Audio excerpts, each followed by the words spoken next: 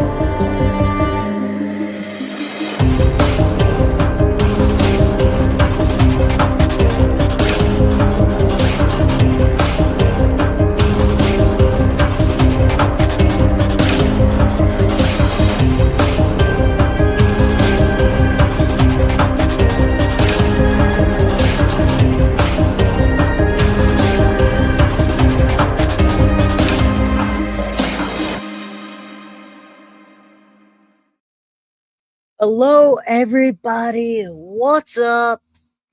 Happy Friday. I am Jay with Guilty of Crime, and we're back, y'all. What's up? Come on in. Hit the like button, y'all. Subscribe if you haven't. Get a membership if you can. What's up, Edith? I saw you. I see you coming in. Happy Friday to everybody. I hope we get more people rolling in today. Wanted Travis Decker, dad of daughter's triple killing, still alive, guys. When we started covering this case, he is alive and on the run, according to law enforcement. All right. So a lot of people, when we started first doing this or covering the case, on the very first episode, people seemed to think that Travis was already deceased. All right. So I don't think that's the case. And we're going to talk about that today. We're going to talk about not only the little girls that were suffocated by Travis Decker, but the signs that he's still running around in that wilderness. There's pictures that he has set up shop. And there's another press conference yesterday with the law enforcement officer that everybody wanted me to bring back on. So hopefully you guys can stay away from that. How do we know he's still alive? Well, that's what we're here for today, right, Edith? If I give it away too soon, then you'll just go. Just teasing. But seriously, I'm going to show you the evidence that we believe he's still alive, and check out the areas, check out what's happening. We're going to listen to some audio that before this happened, with the people are asking about the custody in the courtroom. This is courtroom audio with Travis Decker visitation time. Now, this happened before. Some of you guys may have heard this, some of you may have not, but I do want you to know that this was an issue, the custody, and it's too bad that the court system, CPS, whatever you want to, whatever the process is for children to get taken, have custody, it just doesn't seem to go fast enough, you guys. And so I think that the judge and the wheels of justice was turning slowly, and nobody could have predicted what was going to happen. All right. So let me just put this up real quick. Let's say a prayer that justice is served for Paityn, Evelyn, and Olivia, 5 years old, 8 years old, and 9-year-old. All, if you don't know, if this is your first time or you don't know about the case, these little girls were zip-tied and suffocated by Travis Decker. They found the girls in the car, with bags over their heads and handprints on the truck. Now, I don't know whose bloody handprints they were, but we're going to dive deeper into this. This is only my second episode. Yes. Thank you guys for being here. Anna, good to see you. Teresa, Jennifer Blair, Only Me, Baby. I love that. Only Me, Baby 3. Mama Sage, good to see you. Spurs and everybody roll in before we get started, because what's going to happen is people will come in and then say, wait, what happened? How do you know he's alive?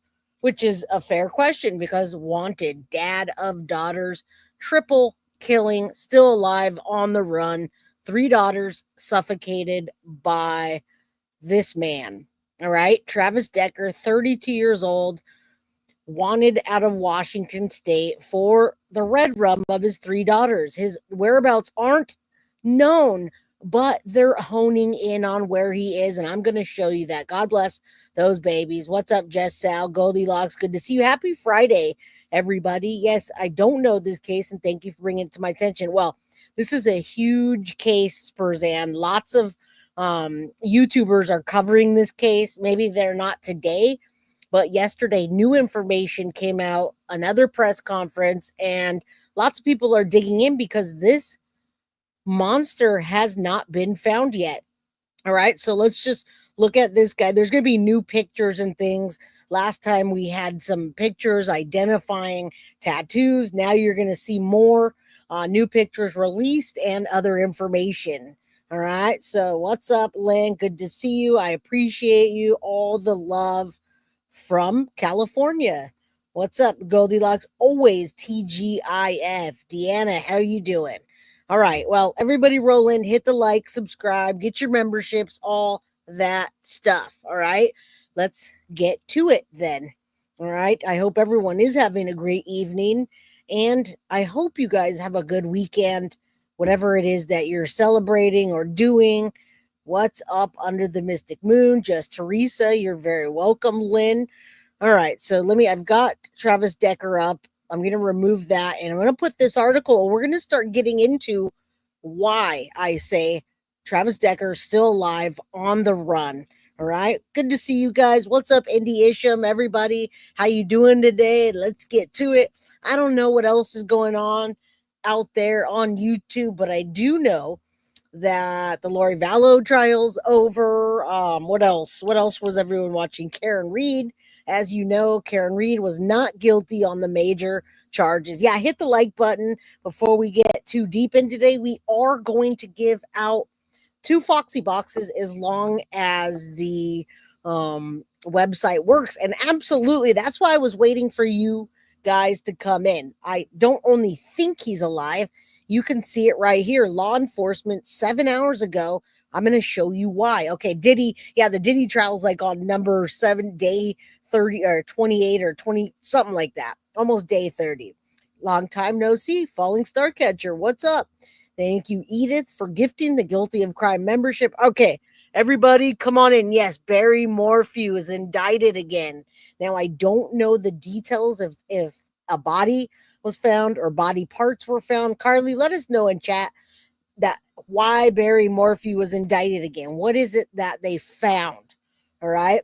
Now, Michelle, you say this case makes you sick. If it was due to mental health, he wouldn't be on the run. I'm going to show you why not only I have thought he was alive, but law enforcement thinks he's alive, and there's signs. Now, he is pretty clean in what he does. I'm going to show you these pictures, and you're going to say, this guy is not sloppy. What he did was planned, and it was not sloppy. I'm telling you that right now. Now, just Teresa, you say you don't think he's alive, but I'm going to show you the proof that says different. All right. I'm going to show you. So let's keep going. What's up, Gloria? Good to see you. Let's get into this. All right. 7 hours ago, news break, Travis Decker. Cops share sinister signs. Dad who killed 3 daughters with bags tied over their heads is still alive and on the run. All right. Now, the reason we say this is because sinister clues have been revealed in the manhunt for the dad accused of taking the life of his 3 young daughters.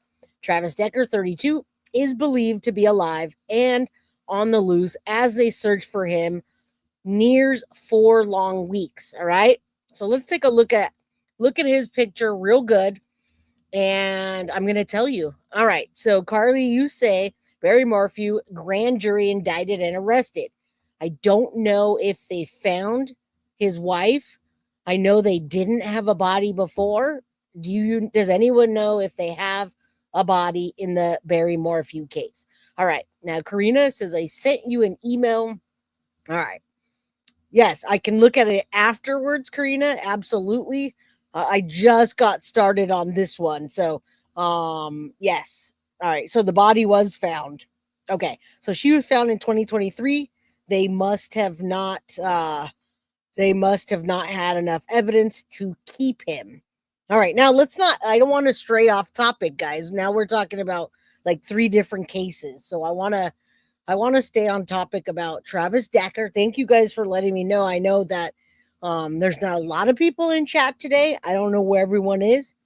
Yesterday it was kind of like that too. So yeah, I really would like to focus on this case and let's talk about it because Travis Decker's still alive, in my opinion, and according to police. And you ask why, I'm going to show you why as soon as we can get into the case. All right. So much love, Indy Isham, everybody else. Come in, sit back, relax. We're going to be here for a while. I don't know how much you can relax, but like I said, Travis Decker is still believed to be alive, on the loose, and on the run. I'm going to show you why. Okay, so there are his three angels, Paityn, Evelyn, and Olivia, found dead at the campgrounds in Washington. I'm going to show you that as well. All right, now there was a press conference yesterday with this man here, the one that everybody was so excited to see the first time. All right, I don't know if what's happening, but yes, please focus in on this case and hopefully more people will show up. If not, I am putting this episode out and I want this to be known that Decker has been on the run. Um, he's been on the run since allegedly suffocating his daughters to death during a scheduled visit on May 30th. Paityn 9, Evelyn 8, Olivia 5 were found at the campground in Washington with bags tied over their heads and their wrist tied with zip ties 3 days after their mom reported them missing. All right. Now, cops have turned over the harsh Washington terrain for weeks, and they've now found evidence that points to him being there and being alive. Now, there's a bit of the timeline we don't really need to go over. We went over it before.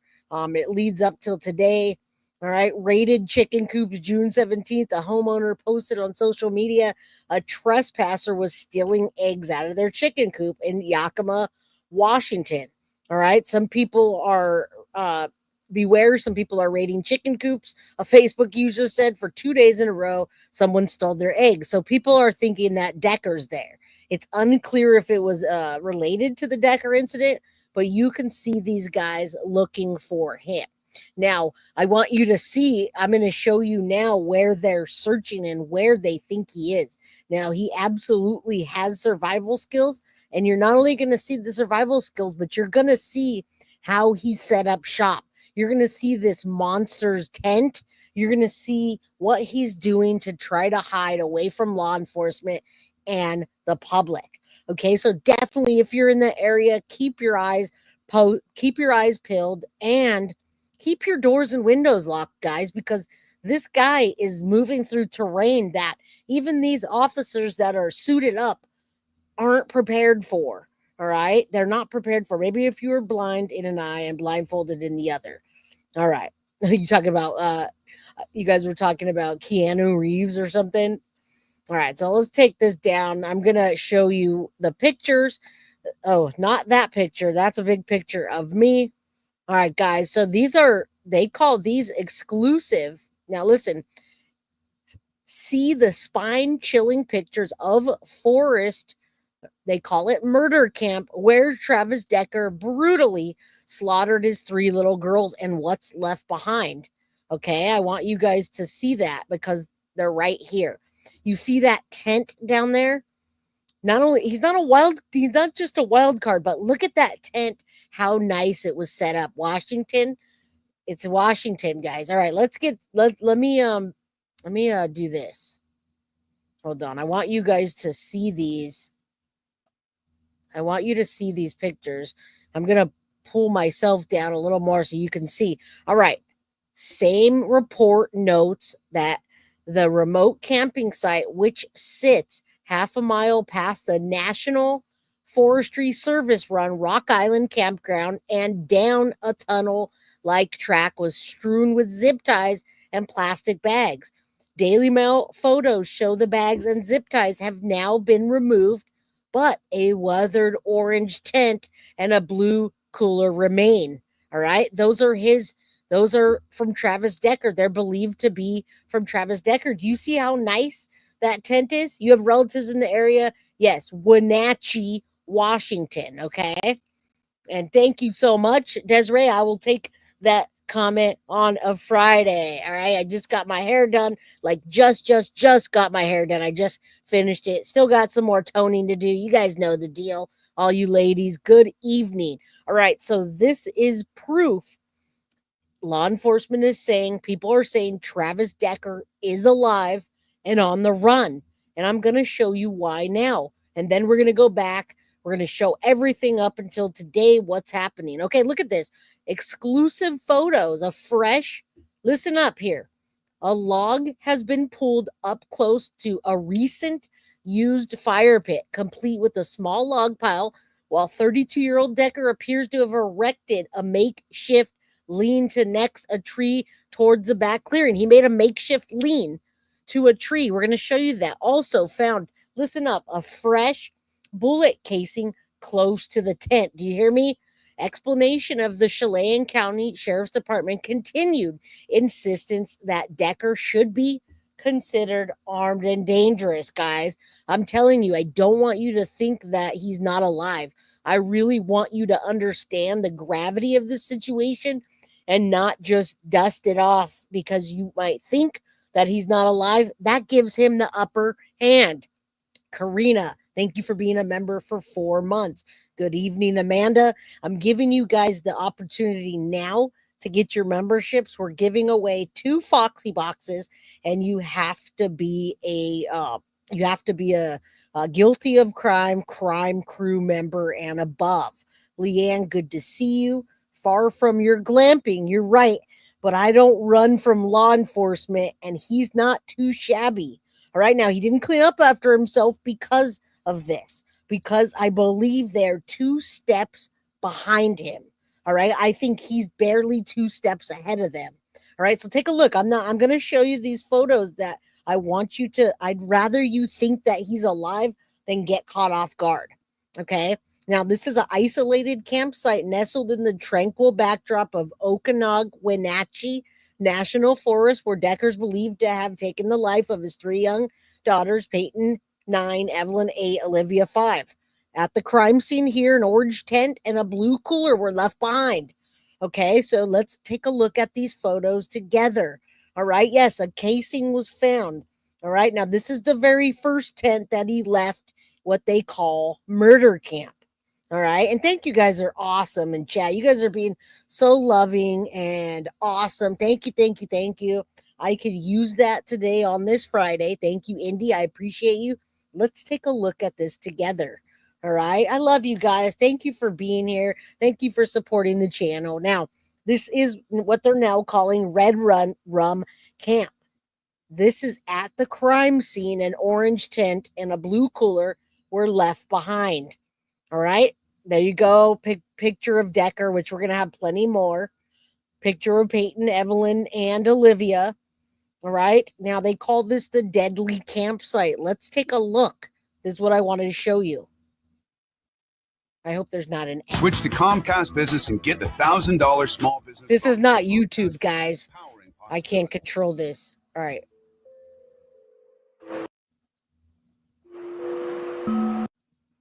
Oh, no.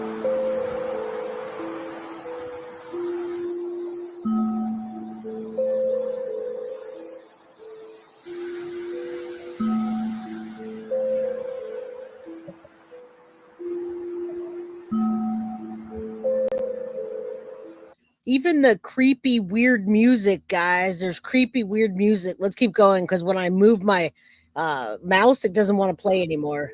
Let's go back real quick. I want you to see this campsite and how desolate it is and creepy. All right. Father Travis Decker's wanted for taking his daughter's life after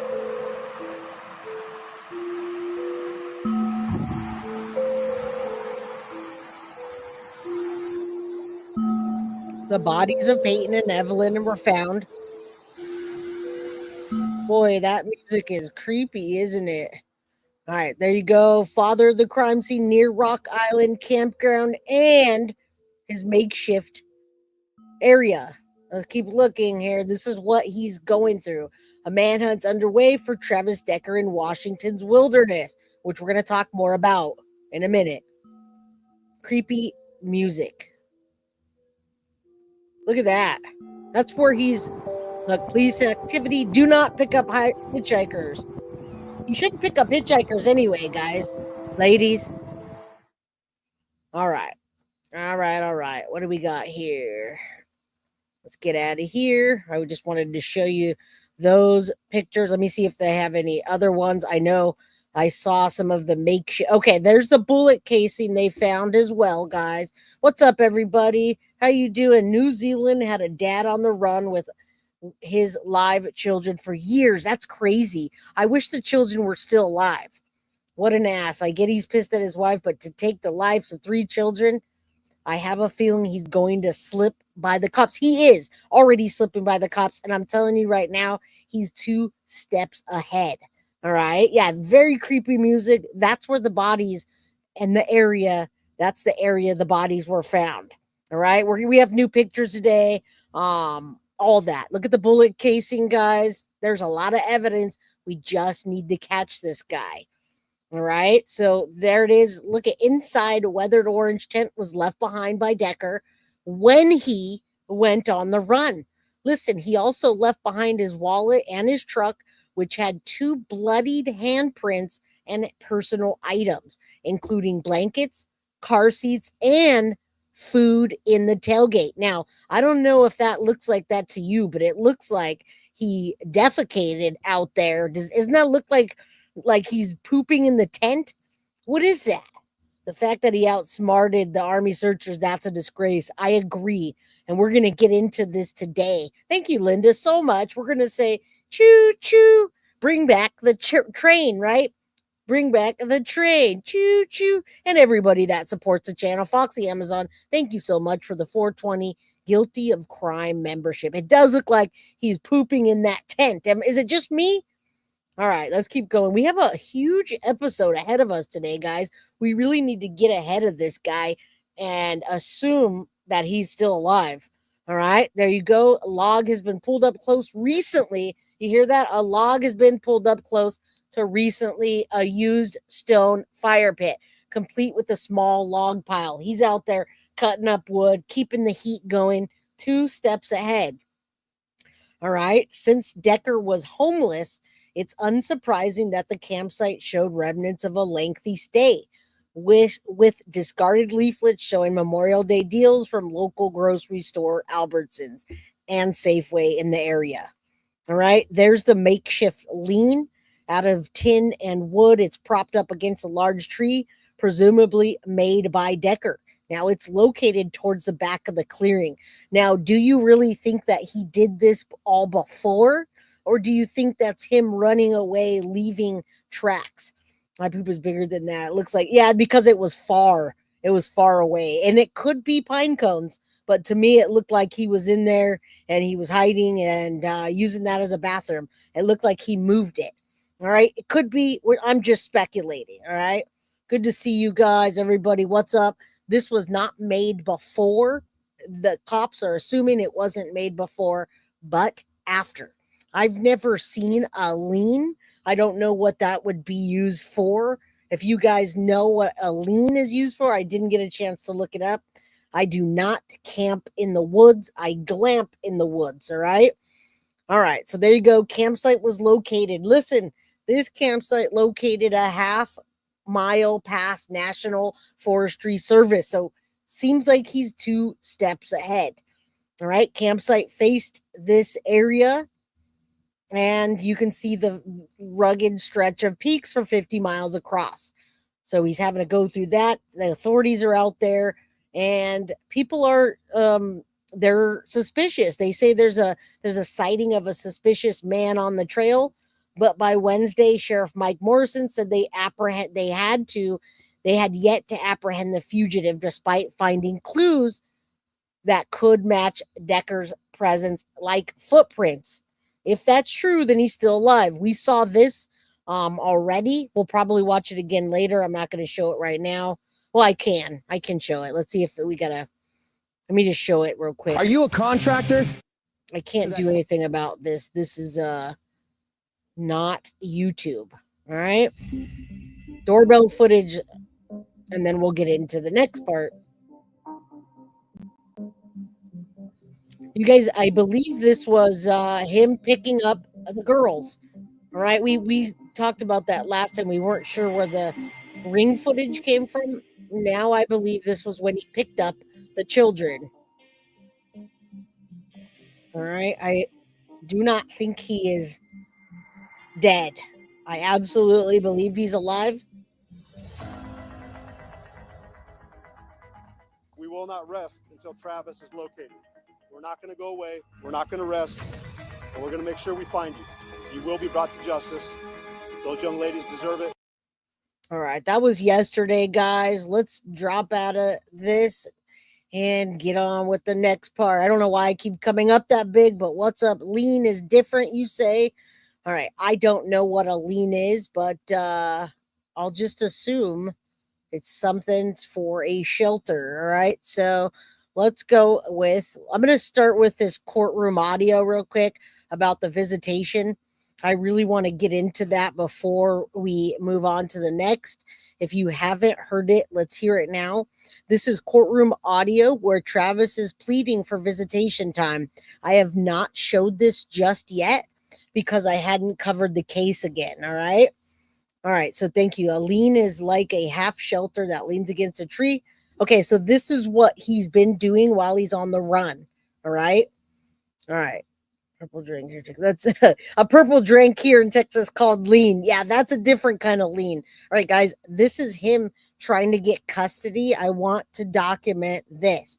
Many people said things about this. They were asking last time why he had visitation. All right.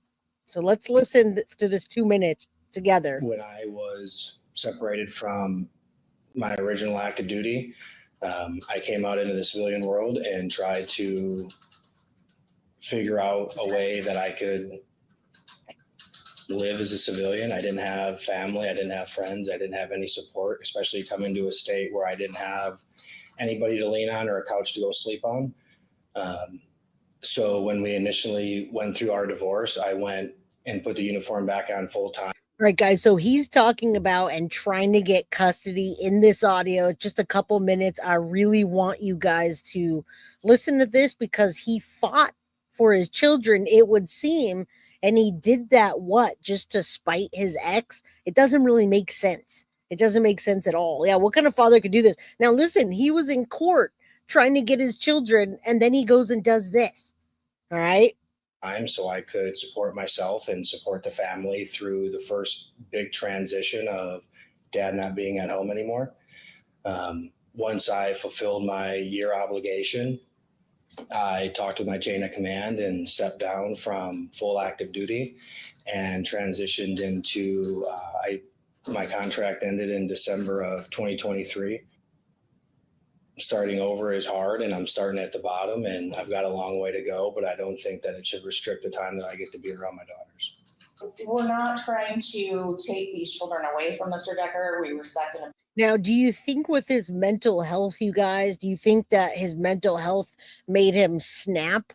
If he snapped, why did he do? I mean, how could, listen, I don't want you to think that he took his children and then went out there and it happened. I want you to know that he did a run the night before. He did a test run. They checked his like his cell phone pings, and the night before he went and did a drive and checked all it out and set it all up. This is a premeditated thing. So I don't want you to think that that it wasn't. I believe in my heart that he set this up and he did this to spite his ex. What's up, Shorty Pie? Let's keep listening so we can get to the new stuff today. I appreciate the fact that he loves his kids. That's obvious by the fact that he's attending their events.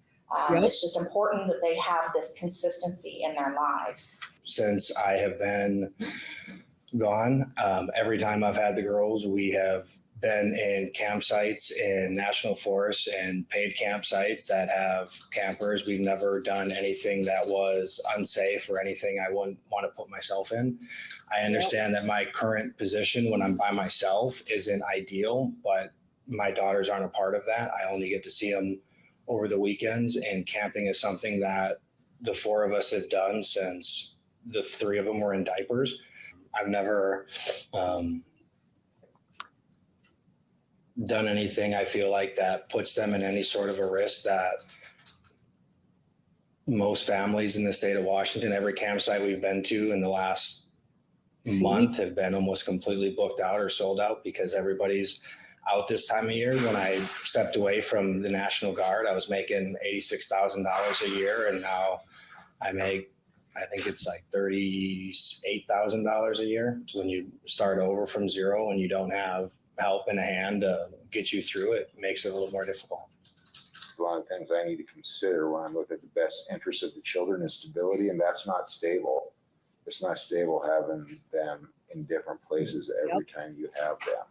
I That's understand concerning that. to the court, regardless of whether it's in an RV, whether it's in a tent, whether it's an Airbnb, whether it's in a hotel, a motel. Holiday That's not Inn. stable. And that's always a concern for the court. All right, guys. We're going to begin in Tennessee, Hawkins. No, we're not today. That was Summer Wells. All right, guys. So you heard that. I absolutely 110% believe that he premeditated this, and he did that. I agree, to ruin her life. All right. Decker sighting suggests his location, which means he's alive. Yeah, Joyce, there was a moment last week when search crews thought that they might have had Travis Decker in their sights. Now, this happened right here near Kolchak Lake, and that's in the Enchantments. Investigators got a tip of a lone hiker that seemed out of place, and Sheriff Morrison says that teams jumped on that lead. They did have a Washington Air National Guard helicopter that was in that area when crews spotted someone that was off trail, and they didn't have any of the typical gear you'd expect. No snow gear, no backpack, and walking a route that just really didn't make a whole lot of sense. Now, unfortunately, Sheriff Morrison says the timing there was not on their side. So they did have that helicopter circling in this area, but they had to turn back to refuel. And when they did come back, they picked up the track again here, but they noticed that You see, they are definitely tracking him, and I don't think that they're chasing a ghost, you guys. I don't believe they're chasing a ghost. I believe they have their sights on him. I believe he's moving quick. Maybe he has some device with him where he can track and listen to what they're saying, or to watch the news. We don't know. We don't know what exactly he has out there, but I'm telling you, they're not chasing a ghost right now. Somebody's out there. That's him. that person took a very unusual path down here into Ingalls Creek. And I want to let you know that that's a steep descent of about 4,500 feet from Kolchak down. And it's not actually even a trail. It's a lot of bushwhacking and third, fourth class rock climbing. Morrison says that all of that immediately raised suspicions. Just the route that he went back down into Ingalls Creek certainly caused us to think this isn't normal. And so we started tracking through that. And again, I couldn't say it was Mr. Decker, but certainly it was an individual that would not have taken the typical route that most would utilize when they're going through there. Investigators searched that area for a while, and now this is where they believe that he could be. So they believe that he pushed in this direction, which would have gone up Long's Pass to.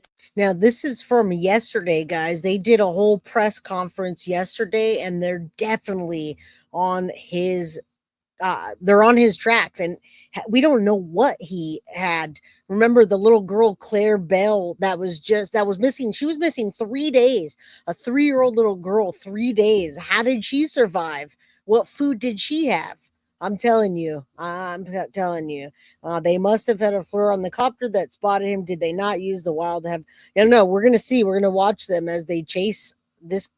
He's not such a ghost. Turnpike Creek. This area connects to Kittitas County, and that's all through this Teanaway Fork Trail. And that would essentially maybe put him out somewhere near towards Cle Elum. Morrison says that county's sheriff has units on the ground that are searching All of this Teanaway area and up Liberty. Eventually, he's going to get tired. He's going to make a mistake. He's going to leave something behind. He's going to make an error. And I can tell you that every single person wearing a uniform in this state is going to be there waiting for him to make that mistake. All right. And I want to zoom back out here just to show you all of the areas that we've tracked Decker to. So he started at the Rock Island Campground, made his way to Kolchuk Lake, and then potentially. All right. So do you see how they're tracking him? Do you trust in the law enforcement that they're tracking him? Yeah, I think water is more important than food. I think they're both equally important, but I absolutely think that he came prepared. Now, he might have even left supplies somewhere else. He might have gone there, scoped it out, left supplies in some kind of bucket or bunker. Who knows? Who knows? I'm going to say the tiny house living thing, and you got families traveling, doing school. It's a whole thing. Okay. The chat. They found Claire with heat sinking drones. Jack and Lily were never in the woods. Right? All right. Let's keep going on this. We're going to get to that next. Actually down here towards the Teanaway Fork Trail.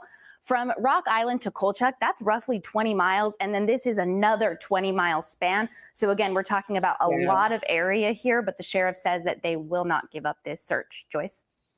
Thanks so much, Bridget. Yep. Israel Keys. When I was All right. So we already did that one. Let's get to, yes, Israel Keys had, what were they called? Kill buckets. And he stashed those out there, would fly. That was a crazy one. We should cover that at some point. All right. Manhunt continues. Yesterday was the 17th day. Today's the 18th day. They're tracking somebody, you guys. What's up, Anna Fleming? Hello. Steph says he's got military training. They can handle hardship, hunger, and rough terrain. But he planned it, in my opinion. And since he planned it, I do believe that he has some food or enough food. All right, let's keep going. I should have ate before. My stomach burns. It's the All right. 17th day in the Hit the search for like the man button, yo. charged with killing his 3 young daughters. The search, now near Cleellum, has taken a toll on local law enforcement, and it has already cost millions of dollars. The sheriff says one thing his department is trying to figure out is Travis Decker's endgame. I would imagine at this point, I couldn't see a lot of things that would motivate him to want to live. I mean, his daughters are gone. He no longer has the life that he wanted to have. So we put that question. Now but listen with the mom situation. I'm going to show you that before we jump into the new photos and all the stuff. The mom, Whitney Decker, I don't know what's making her want to live. And for those that are saying negative things about her GoFundMe, that's over $1.2 million. I wouldn't even want that. Neither would any of you. I'm sure any of you, none of you would trade $1.2 million for the life of your children. Shame on whoever is saying things about that GoFundMe. All right. Who knows how long he's been planning it for? Maybe after the last court date, he said, oh, shoot, I'm not going to last much longer. If I don't have a place, I should just wipe him out. Who knows? Will he ever talk if they do catch him? Out towards him. I've made it very clear I don't want anything bad to happen to him. We certainly hope that we can find him, take him into custody without incident, and then put him in our court system. But at this point, if he's continuing to push and try to evade us, I'm not sure why. Tips have come in about sightings from Canada all the way to Texas. You should still call 911 if you have any information about where he is. There is a $20,000 reward for information. And I'm sure there'd be a bigger reward. I'm sure there's going to be a bigger reward soon. Shout out to Kel. Kel just found the channel. Welcome to the Guilty of Crime family. We appreciate you. All right, so there you go. We're going to show real pictures, but they're just showing you how he'd look, because he does look so different with a hat, without a hat, with a mustache, without a mustache, with the beard, without a beard. Does he not look like so much different? But who thinks like that besides someone who needs mental help, right? But when someone snaps, I don't know where the mental health comes into play, where mental health starts and where it stops when you actually plan something versus being in front of someone, being pissed off, and then it just snapping, right? All right, let's keep going. There's a lot today. Leading to his arrest. The public memorial service for Paityn, Evelyn, and Olivia Decker will be tomorrow. It will start at 7 p.m. at Rocky Reach Park in Wenatchee. Organizers are asking people to wear purple. Wow, that's happening right now, folks. It's 4:41 here. Actually, it's not yet because Wenatchee, Washington is on my time zone. So that's going to be happening tonight. I was thinking it was the East Coast. Absolutely, it's not. All right, everybody. I know I've been showing and not talking to you guys. Hit the like button on your way in. If you leave, hit the like button on your way out. We're giving away 2 Foxy boxes today. So please help support the channel, even if that just means hitting the thumbs up. All right, Memorial today. Let's catch up on what else. Pink or green in honor of the girls. You can watch the memorial on Prem 2 Plus. Download on the app and watch on your TV for free. All right, now I'm going to show you the fundraiser just in case you did not realize what it is gotten up to. It's pretty freaking high. I don't think I've seen a fundraiser that big in the recent time. So support Whitney Decker. I'll put the link as well. It's a GoFundMe in support of Whitney Decker and losing her children, you guys. So there you go. If you're going to donate to anybody today, donate to support Whitney Decker. Okay, there's the link in chat. Now let's take a look. I see a lot of people talking about the GoFundMe here. It is up. Look at that. Their goal is $1.4 million. They're 90% there. There's 26.8 thousand donations, and they're up to $1.255 million. All right. The fundraiser is to support Whitney with expenses and legal costs with the tragic loss of her 3 daughters, Paityn, Evelyn, and Olivia. All right. May 30th, we know the girls were reported missing. 3 days later, their lives were taken. All right. So go check that out. Go support Whitney Decker and the 3 girls that lost their lives. All right. And say a prayer that they do get justice and that Travis is caught very soon. And you guys, I don't know why anyone's saying this about the GoFundMe, but I'm sure you guys could agree that no amount of money would be sufficient to trade for your daughter's life. All right. So heartbreak for the mom. Say a prayer for her. There you go. It's crazy. All right. I'm glad that she's getting this kind of support. I wish that she had more of a support before this happened. I don't know how she would have. I really don't. All right. I really don't. All right. We're going to get into this and whatever they don't show here, new photos and talking about the triple red rum. A major update in the search for a Washington father accused of murdering his 3 young daughters. Travis Decker is still on the run as the manhunt enters its 3rd week. Today, police releasing new images. We also have a recording captured before the girls' bodies were found that's now raising new questions about what Decker may have planned. Thank you for joining us. I'm Kennedy Walker, and you're watching Law and Crime. Authorities releasing new images of Travis Decker, the Washington father accused of murdering his 3 daughters near a remote campground. We will not stop.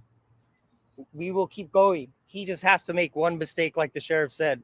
We will find him. Absolutely. And you guys, again, I think the more people that are aware of this case and that realize that he's probably still out there, the better off we'll be. The more people will be looking. I think he wants people to think that he's not alive. Of course. Why wouldn't he?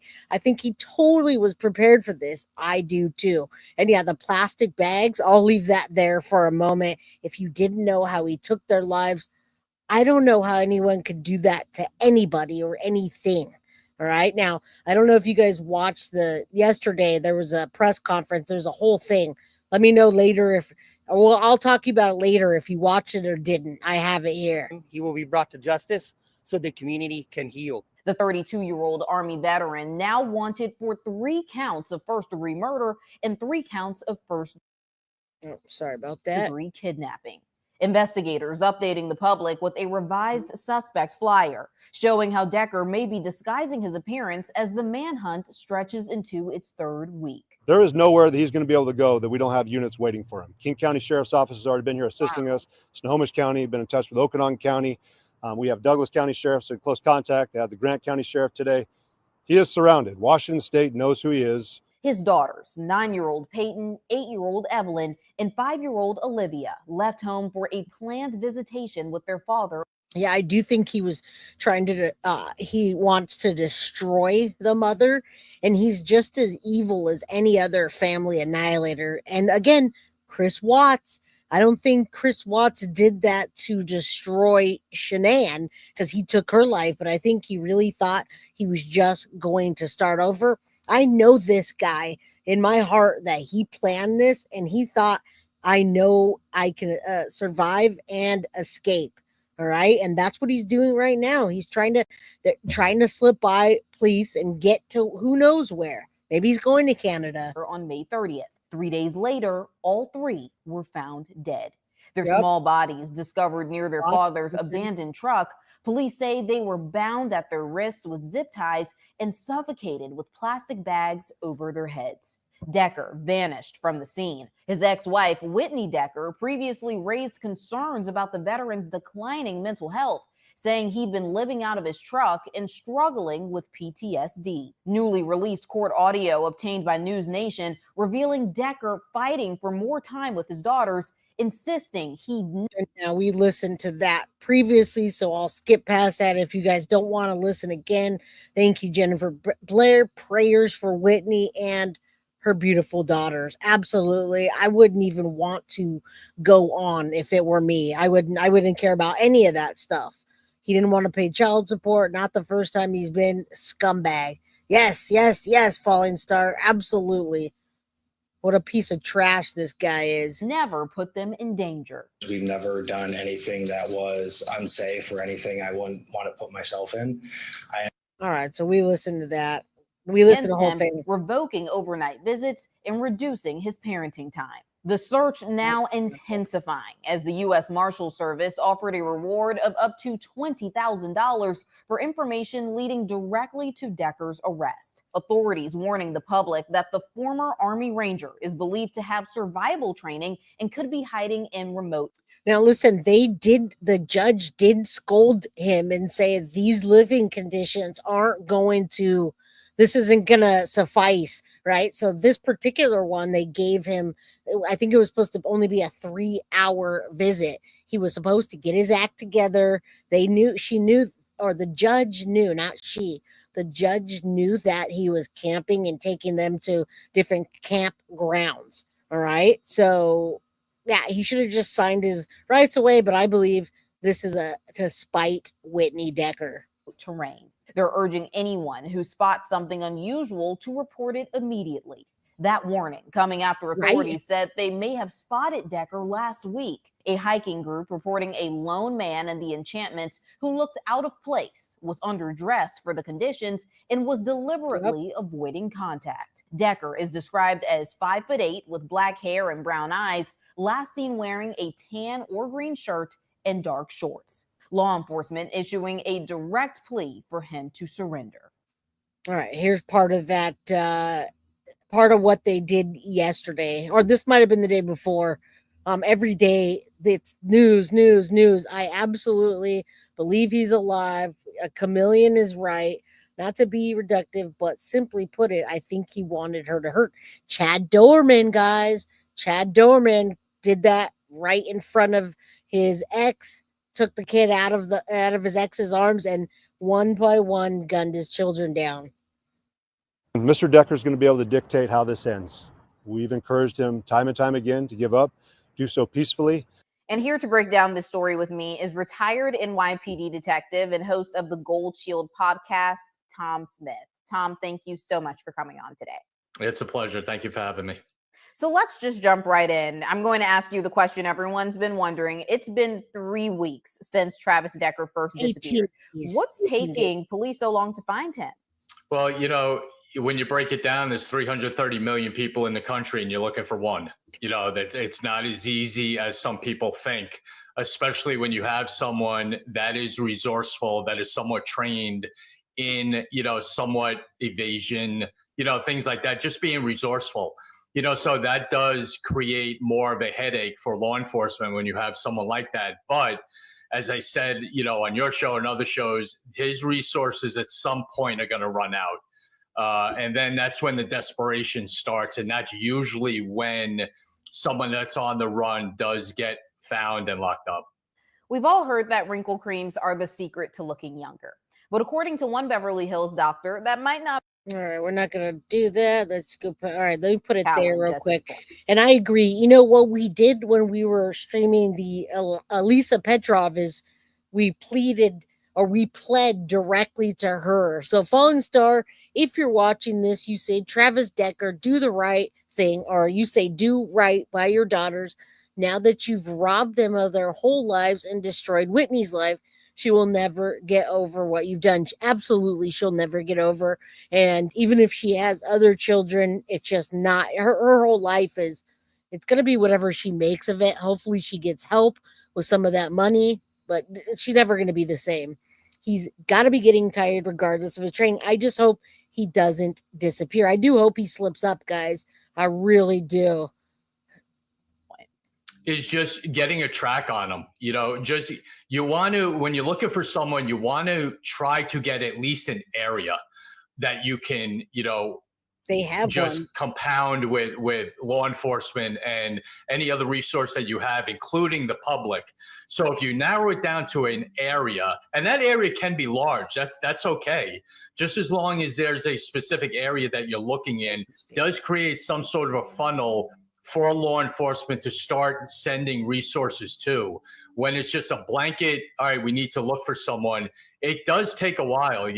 This isn't anything new. We've had manhunts before that do last quite a long time because it's a big country, and people can get around pretty. Yeah, guys, as long as he doesn't disappear, you know what, Thought Criminal, that's kind of a good idea. I hope police officers or law enforcement, everybody that's out there hunting, I hope they do surveillance around the memorial, because maybe he will show up. Maybe he'll be on the outskirts. All right. Yeah, I'm sure he weighs a lot less than that now. And he probably looks so much different because he looks different in every single picture. Freely, so that does create, a obstacle. Police are asking him to turn himself in, but he's off the grid. So what's the chances that he's seeing these messages, and what's the chance that he will turn himself in after all of this? Do we usually see cases where after a couple of weeks, maybe a person gets tired and they turn themselves in?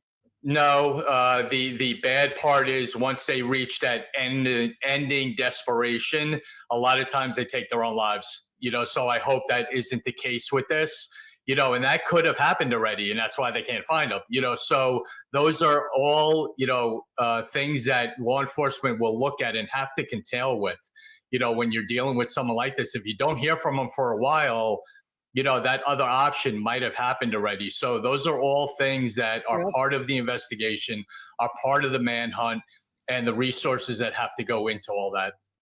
Now, last week, police believe hikers may have spotted Mr. Decker. Yeah, this is great. This episode has a lot of the things that I put together in small increments. I was like, oh, great. I'm glad that Law and Crime is covering this. And I hope some of the other media outlets do, because we want to hear by tonight or this weekend that they found him.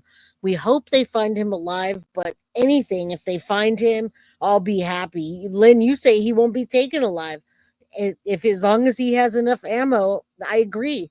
I'm thinking about what you said, Jay, and I do think he planned this. He might have even pulled in Israel Keys and buried supplies ahead of time in certain locations. That's what I was thinking. Absolutely. I didn't think of the name Israel Keys at that very moment, but I've studied the Israel Keys case, and it's wild. I don't put that past him, especially looking at the structures and seeing what he had set up camp, how he set up that lean. He knows what he's doing. Police then sent up a chopper. They got dogs, canines, and they say they lost him, if that really was him. How important is it for the community to continue to be vigilant and just call police if they even suspect that they see someone that may be Mr. Decker? Oh, it's extremely important, because I've said it for years. I've said it on other shows that the police can't be everywhere, but the public can be. So Yep. you need to have them involved in all aspects of this search, up-to-date photos, up-to-date areas, anything that has to do with him. And I love that they put pictures out of what he could change himself. Yeah, you guys, this is going to be an ongoing investigation, not an investigation, a manhunt. They are actively manhunting or doing a manhunt, however you want to call that, right freaking now. And I bet you I didn't even think about the memorial or the vigil tonight. Interesting.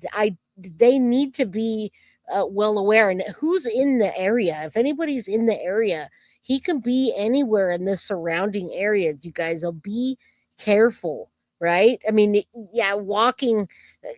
I have a problem with being on a trail as well. Even during the day, even with cameras, it doesn't stop these crazy people anymore. Yeah, man hunting. That's what I'm going to say. Like Foxy, she's man hunting. Foxy, are you a man hunter? Into his appearance, because that's important as well. You know, could he grow a beard now with the amount of time that's gone by since then? Sure. His hair might be a different color, all that. You know, when you're dealing with someone who can be resourceful, it's important to get as much information out there about what he could look like and the areas that he could be in. And how important is it just for the community to not get fatigue here, right? Because when you've been talking about a story for weeks, it may just be like, you know what, I'm going to give up. But when we're talking about 3 little girls. Yeah, see something, say something, and definitely do something. Too many times we talk about things, but we don't take action to do it.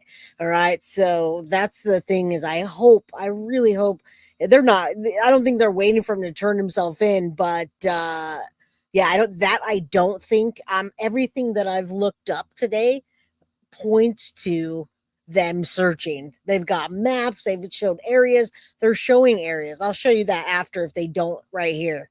Potentially dead by their own father because, you know, he hasn't been found guilty. Police are suspecting that he's the one that killed them. But still, how important is it that we don't give up and that we continue to look? Oh, it's so important. And the more you just continue to flood the airways with it, you make sure no one forgets about it because everybody wants this guy caught. Everybody from, you know, the nice little old lady in your neighborhood who's watching out for everyone to the hardened criminal.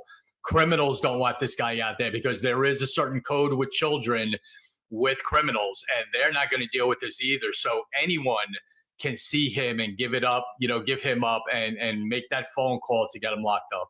Absolutely. At this point, 3 weeks in, how might law enforcement be changing their approach?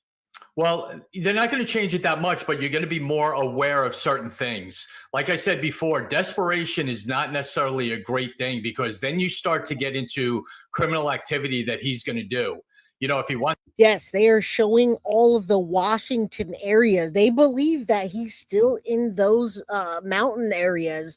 I showed you guys earlier on the map. We pulled it forward. They absolutely did not say that he's anywhere else. They didn't say they think he's going to Mexico or they see him on the way to Canada. None of that stuff, guys.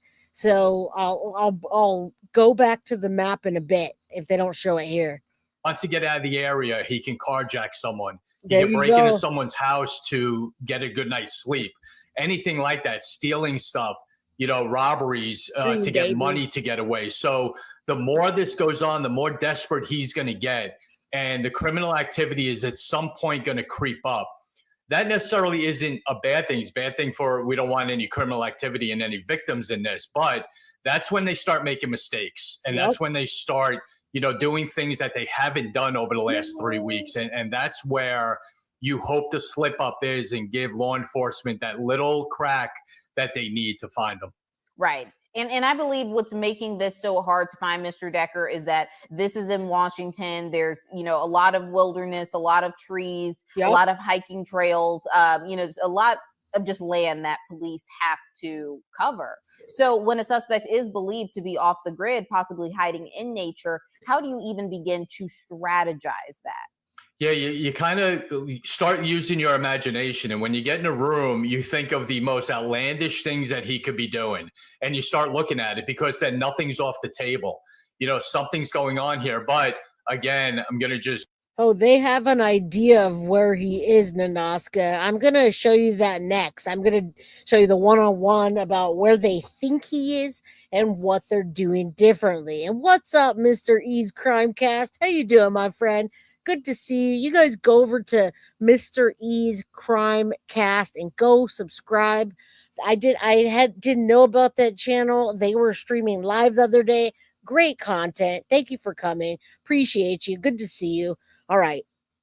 They do believe he is out there hiding, guys. I'm going to show you next. Just warn, cautious to. Let's see. Let me get a little bit farther It's a out. big deal.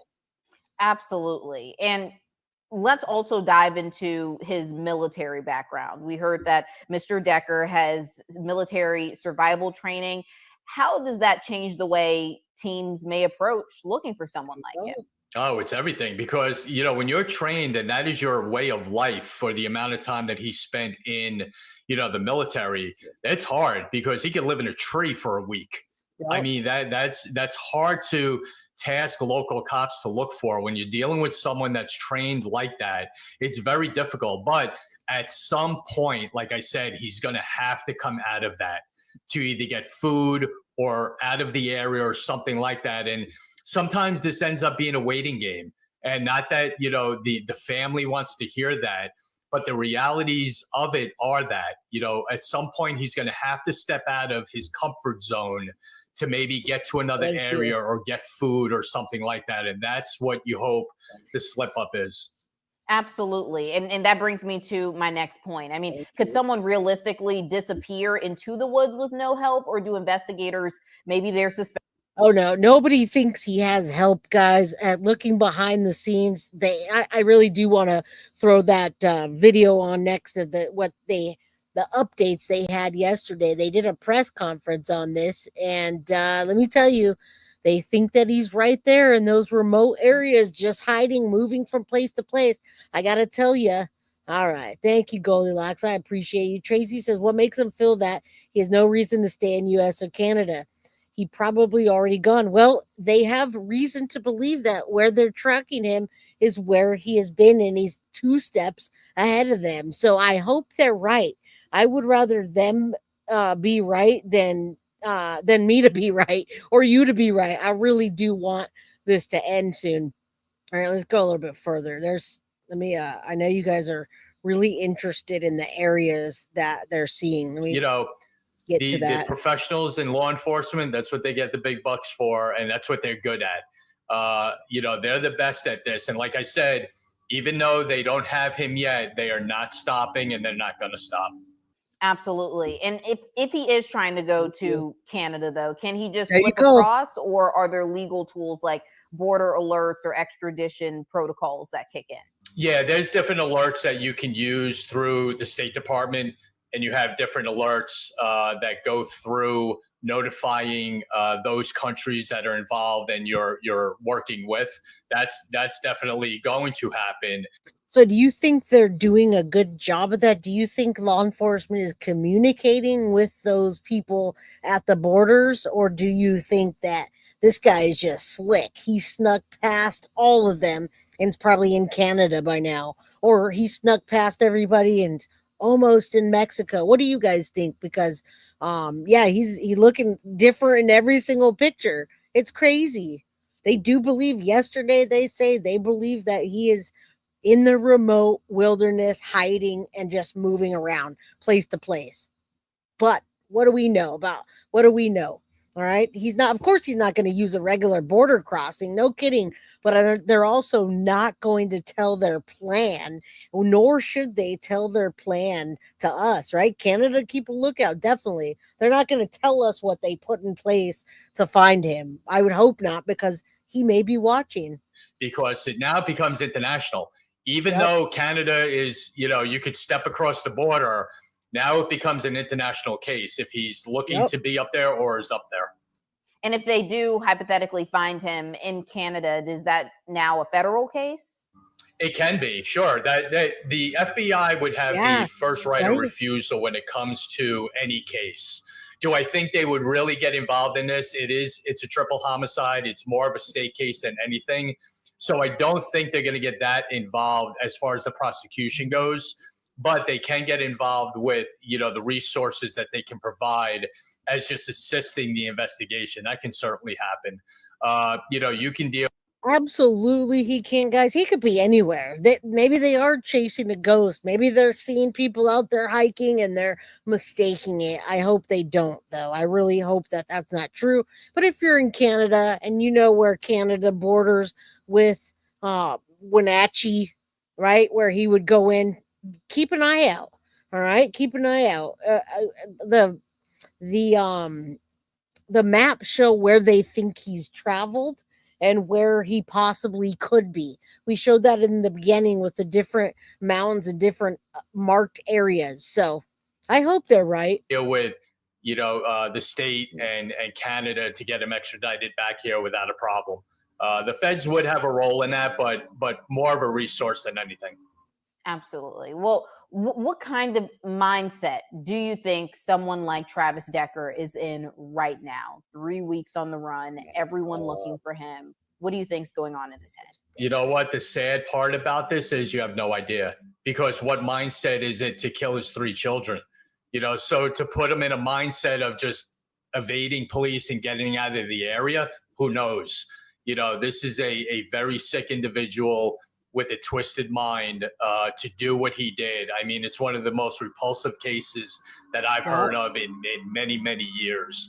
And he's one of those that everyone wants to see locked up. And to get into his head is a mystery. Who knows what he... Yeah, I'm going to pull up a clip from 4 hours ago, guys, where police authorities do think he's alive and they do think he's absolutely changed his appearance. I do believe them when they say that they're tracking him, but they're not saying too much. So let's pray that we catch this guy and that he does get the justice, that we do get the justice for those little girls. All right. The next press conference the last press conference was yesterday, but I'm going to show you some up-to-date 4 hours ago.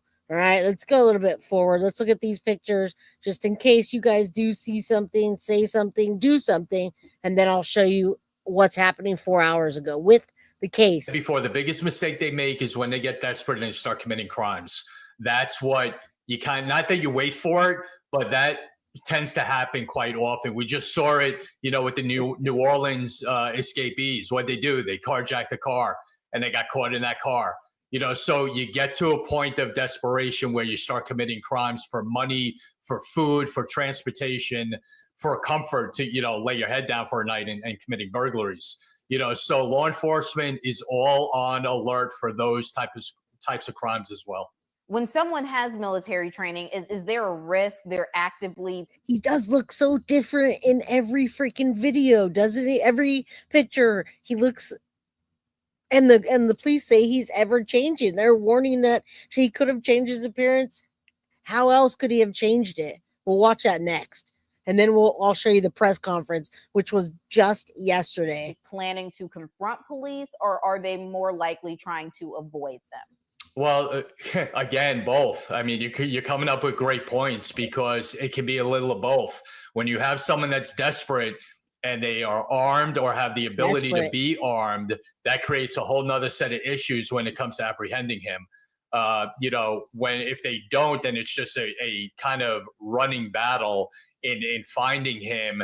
That's a different set of circumstances. But military personnel, you are always worried about the weapons being there and the availability for them to get their hands on any weapons. All right, we're going to get into what happened 4 hours ago. I mean, this is all just speculation, right? But I don't think the cops, law enforcement, whoever's hunting is showing their full hands here. They're warning, this is 4 hours ago.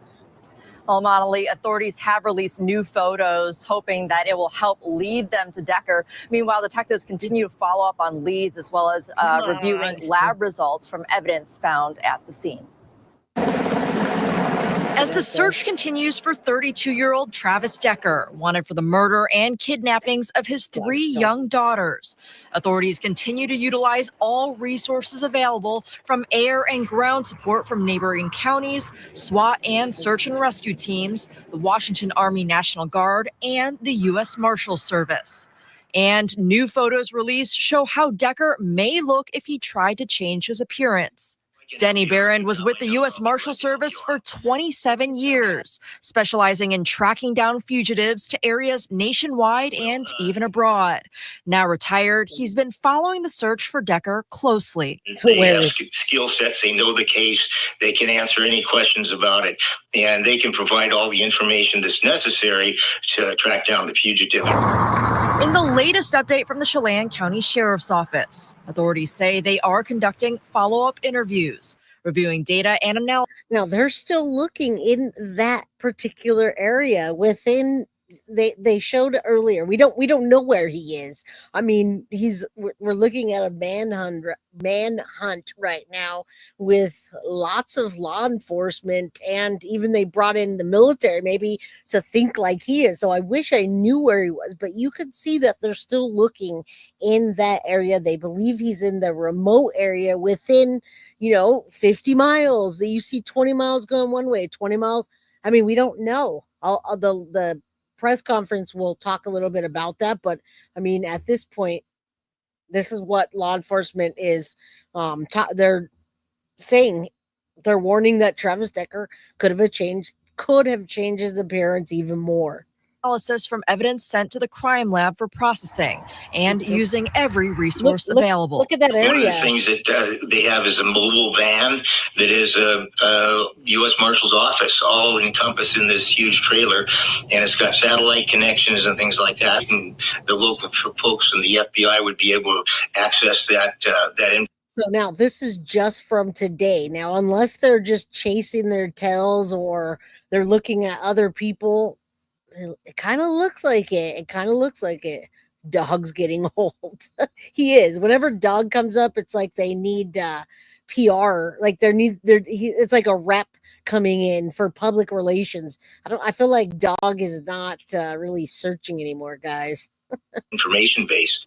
Though the search for Decker could now stretch into months and beyond, that's crazy. Barron maintains the U.S. Marshal Service has extensive experience tracking down fugitives in remote areas and abroad. We're in a situation now that may drag on for a while, but the Marshal Service won't give up on it. They will stay with this. And the reward for any information that leads authorities to Decker remains at $20,000. Authorities say that Decker should be considered armed and dangerous, and any information should be directed towards the U.S. Marshal Service. Reporting live in Seattle, Ann Wynn. Right. See, they're still in Seattle. They're still looking. Backpackers, they had people looking in the backpacking area. But let's get into this one. I want you guys to see what they are talking about yesterday, see how they've changed their direction a bit and what they're looking. I mean, whatever they can say now, the Chelan County Sheriff speaks. The guy that last time you guys wanted him to speak more. All right. And I mean, that's the up-to-date information. Maybe while we're listening to this, we'll get some breaking news. That would be nice. Where are we? What's the latest on the search? This is from yesterday, so we communicated guys. with the U.S. Marshal Service this morning. They're continuing their efforts. They're networking with Kittitas County Sheriff's Office. Thanks to Sheriff Myers for putting his units on the ground, searching the Tanaway up Liberty. We had our search and rescue team also back up in the enchantments, which is our Alpine Lakes area, checking that area. I know they went up to Presic Peak, checked a couple spots of interest up there. And then we were doing our debriefs with Chief Moody and our detectives and investigative unit, just making sure that we have the case in place and ready to go in front of the prosecutors and the courts when we have Mr. Decker in custody. What evidence or what makes you guys think that he's somewhere in the Tanaway Valley? Some information that had popped up was just that they were seeing. All right, guys, if you know what Tanaway Valley is, that's what they're asking him right now. What the heck makes you think that he's in that valley? Why are you searching there? Why do you have law enforcement and all of the people out there searching in that area, right? They're spending hundreds of thousands. I think they said they've spent over $1 million doing this. Maybe he's looking like a woman now. Maybe. What's up, Carrie? Good to see you. All right, this is why. So when you guys ask, where are they looking? Why do they think that? What's happening? This is just from yesterday evening.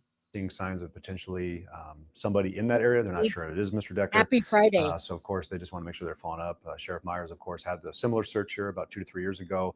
We've had conversations offline just about what his agency learned during that time. We know there's connections between our county and their county, especially with some of the pathways that are accessible. So we just want to make sure we're covering our bases, doing searches where we can, and making sure we're checking boxes for regions that have been at least looked at closely. Are you seeing anything like footprints, gear, Say- sightings, or What is it just kind details? of like based on the terrain, survival logic, and the trails that exist? Yeah, so of course we're getting several reports of potential sightings. We're trying to follow up on that as best as possible, and that's not just regionally here. I mean, I've got one just recently over at Fort Lewis, a Joint Base Lewis McChord. Sorry, I'm from that area, still refer to as Fort Lewis. And we've also gotten some from Texas and Idaho and some in. So do you hear what the reports that are coming in, guys? This is definitely that they're definitely covering their grounds, and I think they're holding back a lot of information because this guy probably is listening and will run. I know you guys like this law enforcement officer, so enjoy. Happy Friday. As soon as this clip is over, we're going to give away 2 Foxy boxes, and you just have to be a guilty of crime crew member, which means you have to be in green. Okay, I believe that's the rules. Foxy, let us know. All right, this is yesterday, Melissa. This is yesterday evening, and this was a one-on-one with Chelan County Sheriff about Travis Decker's manhunt. This is the most up-to-date information. I just showed you a clip from 4 hours ago, right before this. In Calgary and some up in Canada. I think we've got one as far away as over in, I think we've got some information back from England as well. So, I mean, we're, of course, doing our best to track down, seeing what's reasonable, and making sure that at least we're making an effort to determine, is this valid, is it not?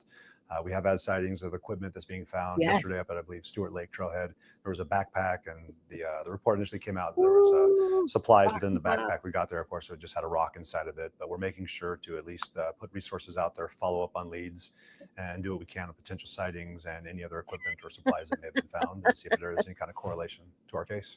So do you think that backpack was his?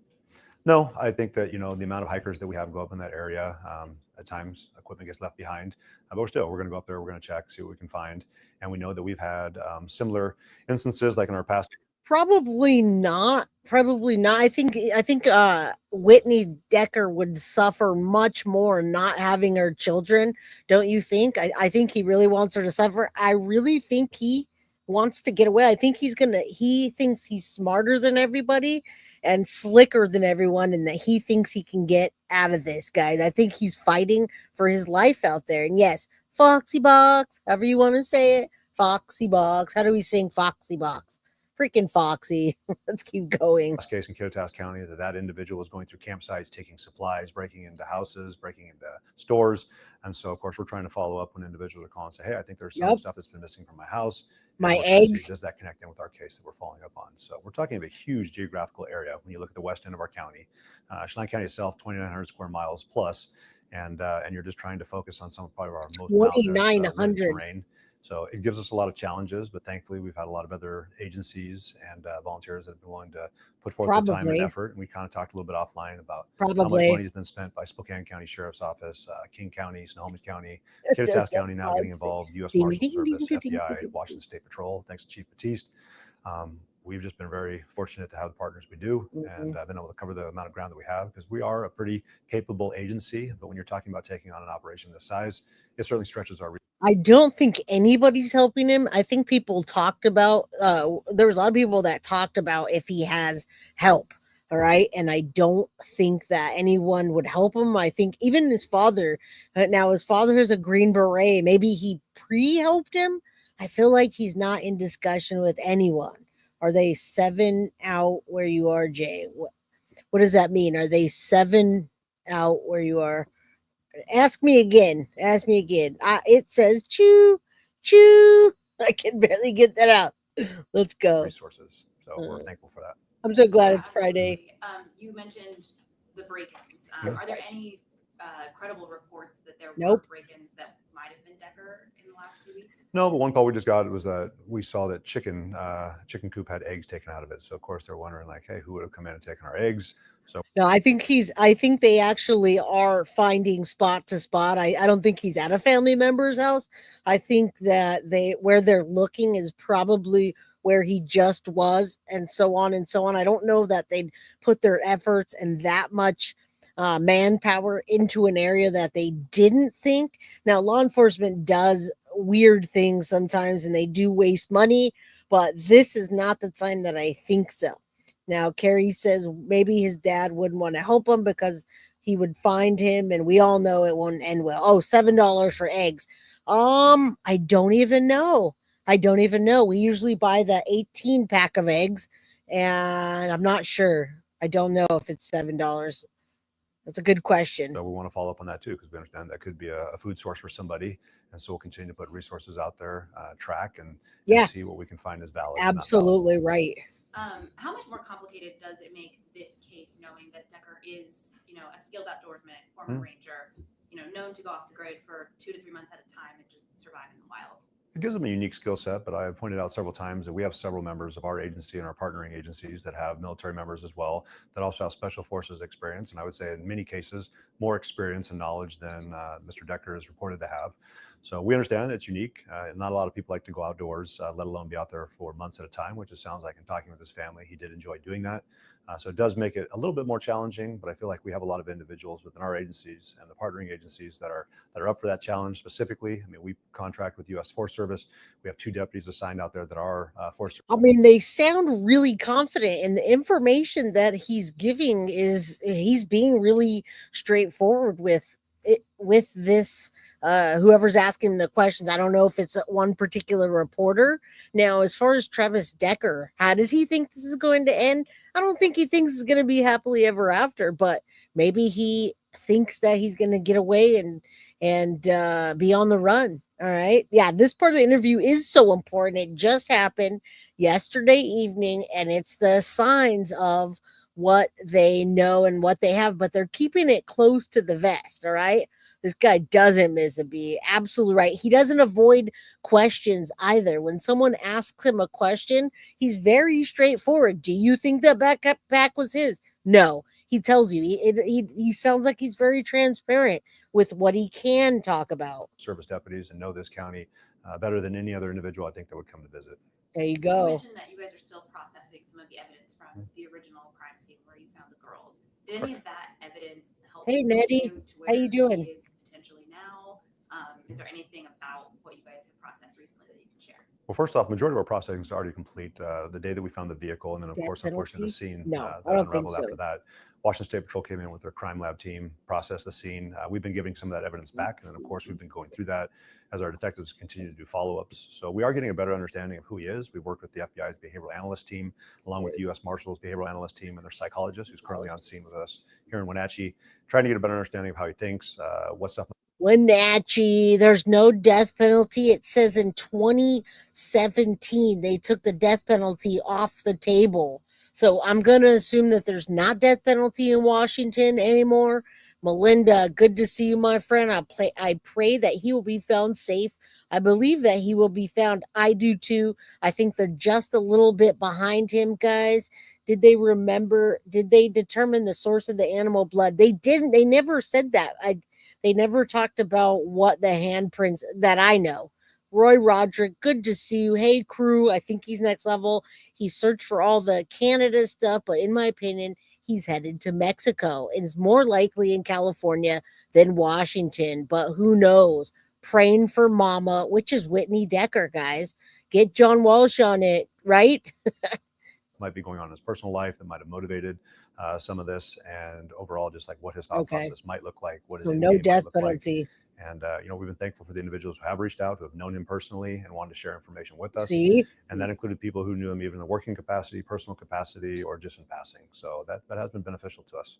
Do you still believe he's alive? I mean, we're 3 weeks into this. At this point, I mean, unless we find him deceased, I'm going to consider that he is alive, and that's the mentality that we've been trying to put out to our other team members and members within our own agency too. That he's still out there. We have not found him. He's not accounted for, and we need to keep pursuing him.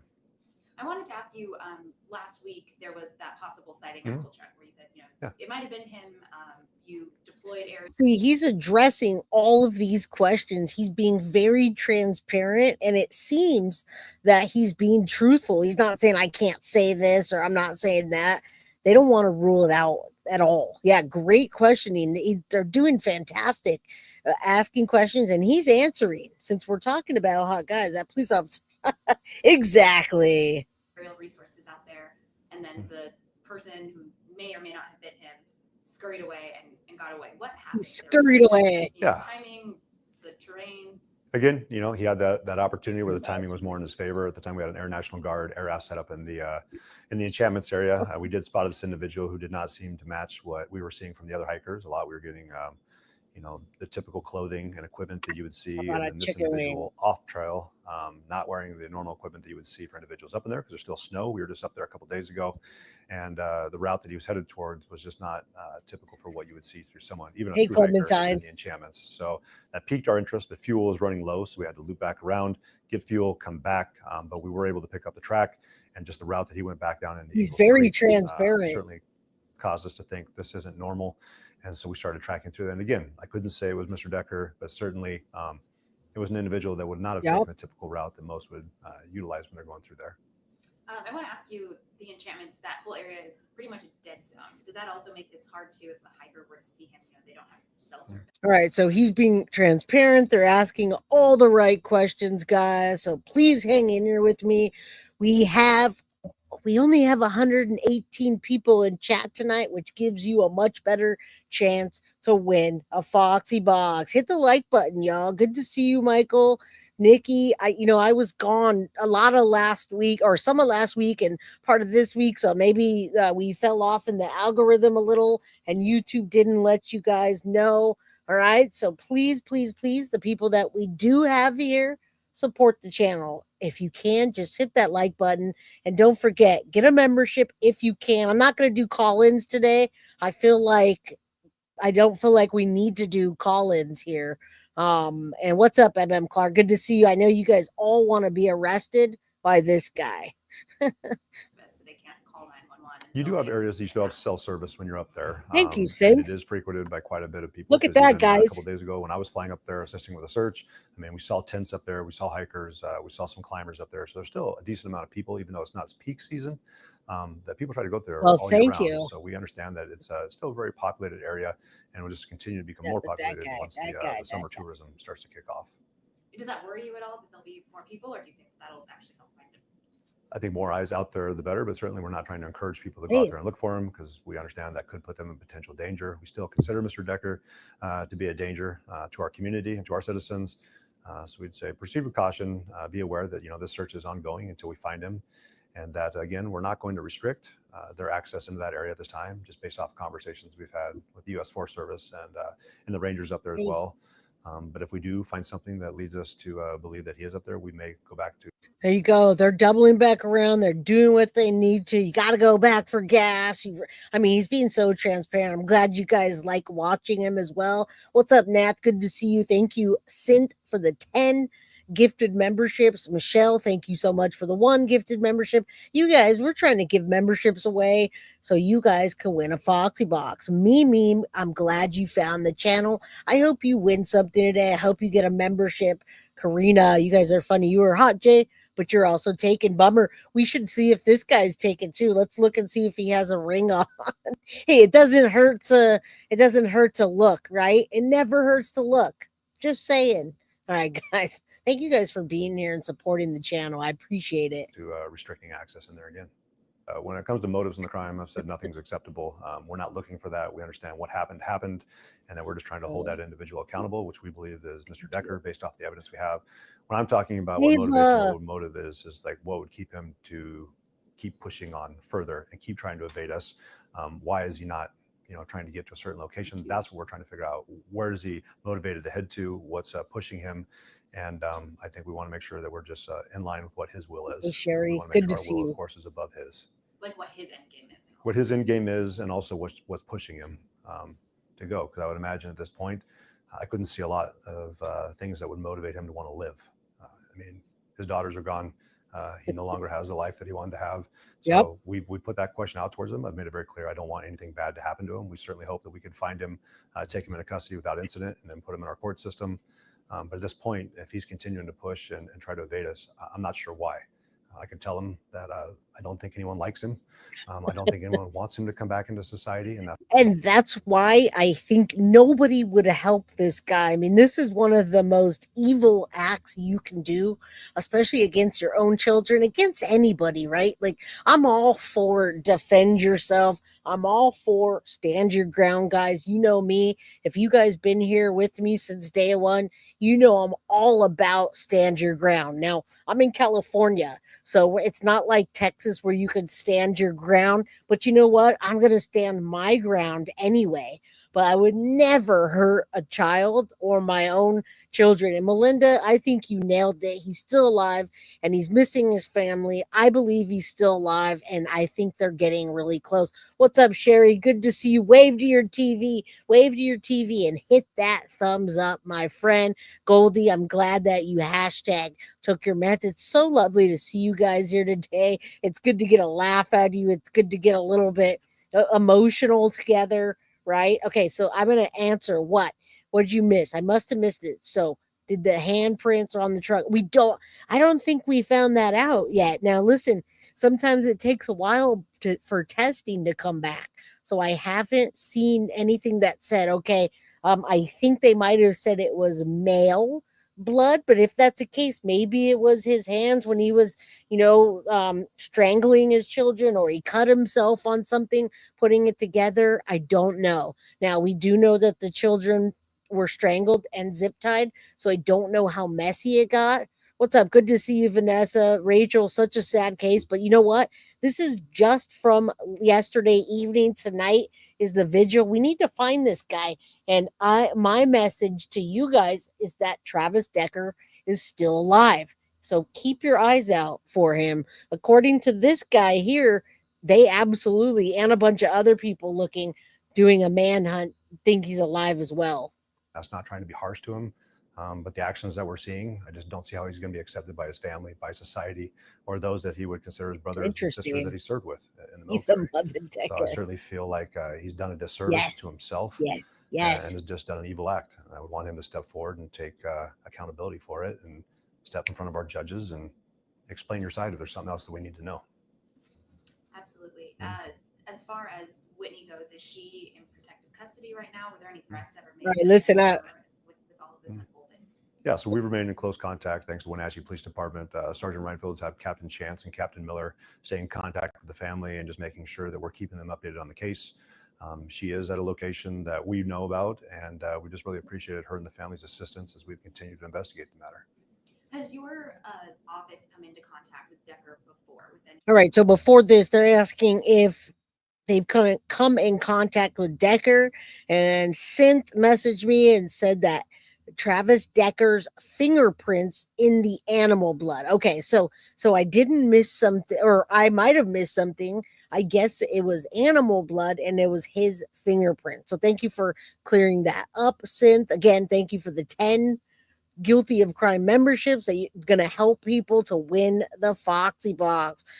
Clark, thank you for making it here today, and Nat and Krista and everybody that knows that I come on at 4 p.m. Pacific Standard Time, 7 p.m. Eastern. Thank you. Even if you didn't get a notification, thank you guys. Any, past domestic issues or anything like that, or is this when this tragedy unfolded? Was this the first time he'd come across the radar?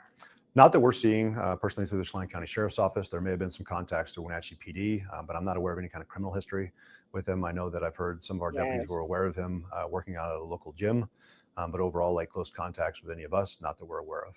How do you keep that all straight and continue to coordinate this effort to make sure that you bring Decker to justice? Well, it's not unique to Chelan County. I mean, last summer we just talked about the fire up there in Stehekin, and that was burning for several months, and that's working with several other federal agencies, National Park Service. You start getting into DNR. So we have worked larger operations like this before. This is just a little bit different, more on the law enforcement side. This has been the largest law enforcement effort and operation that I think this county's ever seen. And thankfully, it's just utilizing those already established relationships that we have in place with Douglas County, Okanagan County, Spokane County, Snohomish County, King County, Washington State Patrol. I try to give them as much credit as possible.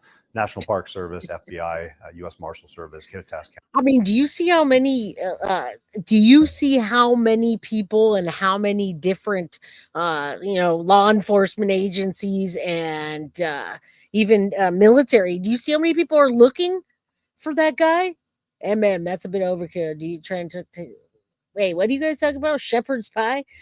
Michael said, damn, I'm straight, but that's a good looking dude. Hey, I think Michael wins the he wins the best comment of the day. What's up, Michael? I love to hear that. I love to hear that. That's great. Love you, man. We've already worked with them in some capacity, in some form in the past. So it's just simply picking up the phone, being able to give a call to those individuals that you've already established that relationship with. And as you see more in this law enforcement community, when you need assistance and help, they'll come and they usually assist. And we're grateful for that. Again, we couldn't take it on by ourselves. We're a medium-sized agency. We recognize we're well trained. Right. We have decent equipment. But when you start taking on an operation this size, you need your friends. And they've stepped up and helped us. How sustainable is this ongoing effort? Again, we're in week 3. 3 weeks is Friday that he's been gone, and again, it's all hands on deck still. And I think everyone in this region wants to. I don't think anybody thinks that he's left this country at this point. I think the most amount of him leaving the country is people thinking that maybe he went into Canada. But as far as this man and the law enforcement that are tracking him, they absolutely don't believe that he's left any country and that he's still in the vicinity of that area with the tough terrain. All right. I love you guys. I'm looking at chat and you guys just got me laughing. Absolutely. So we've adjusted our tactics. I mean, clearly the situation has changed. Our investigations evolved a little bit, and we knew that there was a period of time that we were really going to have to deploy resources hard in an effort to try to gain the upper hand and gain control of the area that we're searching for. We wanted to get containment. But again, I mean, our agency was coming in, I think, around 3 days after the fact from what we're getting off the information. So that certainly already put us a little bit behind, and we just continued to do what we could to cover as much ground as possible, follow up on leads as quickly as possible. But now we're starting to transition into looking more towards the long game. That's why we've asked the U.S. Marshals Service to continue to come alongside us and take over the search portion as we turn our focus back over to the investigation. And we told them our resources are still available. I was just up flying with our helicopter doing searches in a couple other valleys here a couple of days ago because we know we're still very much involved with the search, but we know that the experts in this field are the U.S. Marshals Service. They've taken on this kind of challenge before, and we've reached out to other agencies who have done searches, Kittitas County and Sheriff Myers. We've had conversations offline saying, what did you learn during your search? What can we learn from that? And then how do we best partner up together to ensure that our resources are being used as best as possible to take the challenge on? And we'll continue to assess it and see. I mean, we had our conversations this morning about what our efforts are going to look like this week. We know the National Guard is going to continue to stay on scene and fly for us at least till the end of the week, and then we'll start to assess what other air resources are coming in. But when you look at it, I mean, we've talked about even Spokane PD coming over with their drone unit. They did an excellent job. We had our drones up in the air too. But you got to start looking back towards, the jurisdictions that you serve, and eventually you got to justify why you're putting the amount of resources you are into another jurisdiction. Grateful. I know I'm talking with King County and Sonoma County. I think they were looking at about over $1 million that they had put up assisting us. Spokane, I think, was right along that line too. And we're grateful for the citizens of all those jurisdictions that have been willing to come over and assist us during this. Yeah, guys, we can do that right after this. I just looked it up and it says the Travis Decker Google search history and federal affidavit. If you guys want to see that, that might actually help to give you a better idea. All right, you want me to vape? I'm like, you guys tell me. I do it. What else do you want me to do? I'm here for the show. Just kidding. I'm just trying to get myself hyped up, guys. We have 140 people in chat. Do me a favor, hit that like button. Subscribe if you haven't. Get a membership if you can. If you're on the rewatch crew, please share with your friends. I'm going to show you that after. All right. I think that you guys really want to see the Google searches because it's going to give you a good idea of what they're chasing here as well. Tragedy. I know that we've done it before, like with OSO coming over to assist and going over and helping Kittitas County when they're doing their search. Again, this is why we come together. But we do have to be reasonable and respectful towards the limited resources of finances and equipment and personnel too. So now that we recognize that we're transitioning over to a different stage of the search, we're trying to look, what does this look like moving forward? Talking with one of the former FBI agents who searched for Eric Rudolph during the search of, I guess you'd say, Northwest North Carolina during '96 when they had the Olympic bombing. And that search took almost 5 years. So we recognize we're not going to be able to spend the amount of money that we're spending for a long. Yeah, it's a lot of money. And does anybody realize that there was a search in 2020 in that area that is very similar to this one? All right, where they caught the guy. So they do have experience, and they are, yeah, they're very experienced at this. That's what I was gonna say. What's up, Vanessa? I hope that you get another membership so that you could win. All right, let's keep going. Almost done with this. Long period of time. There's a lot we of good continue to do what we're information. expected to do within reason.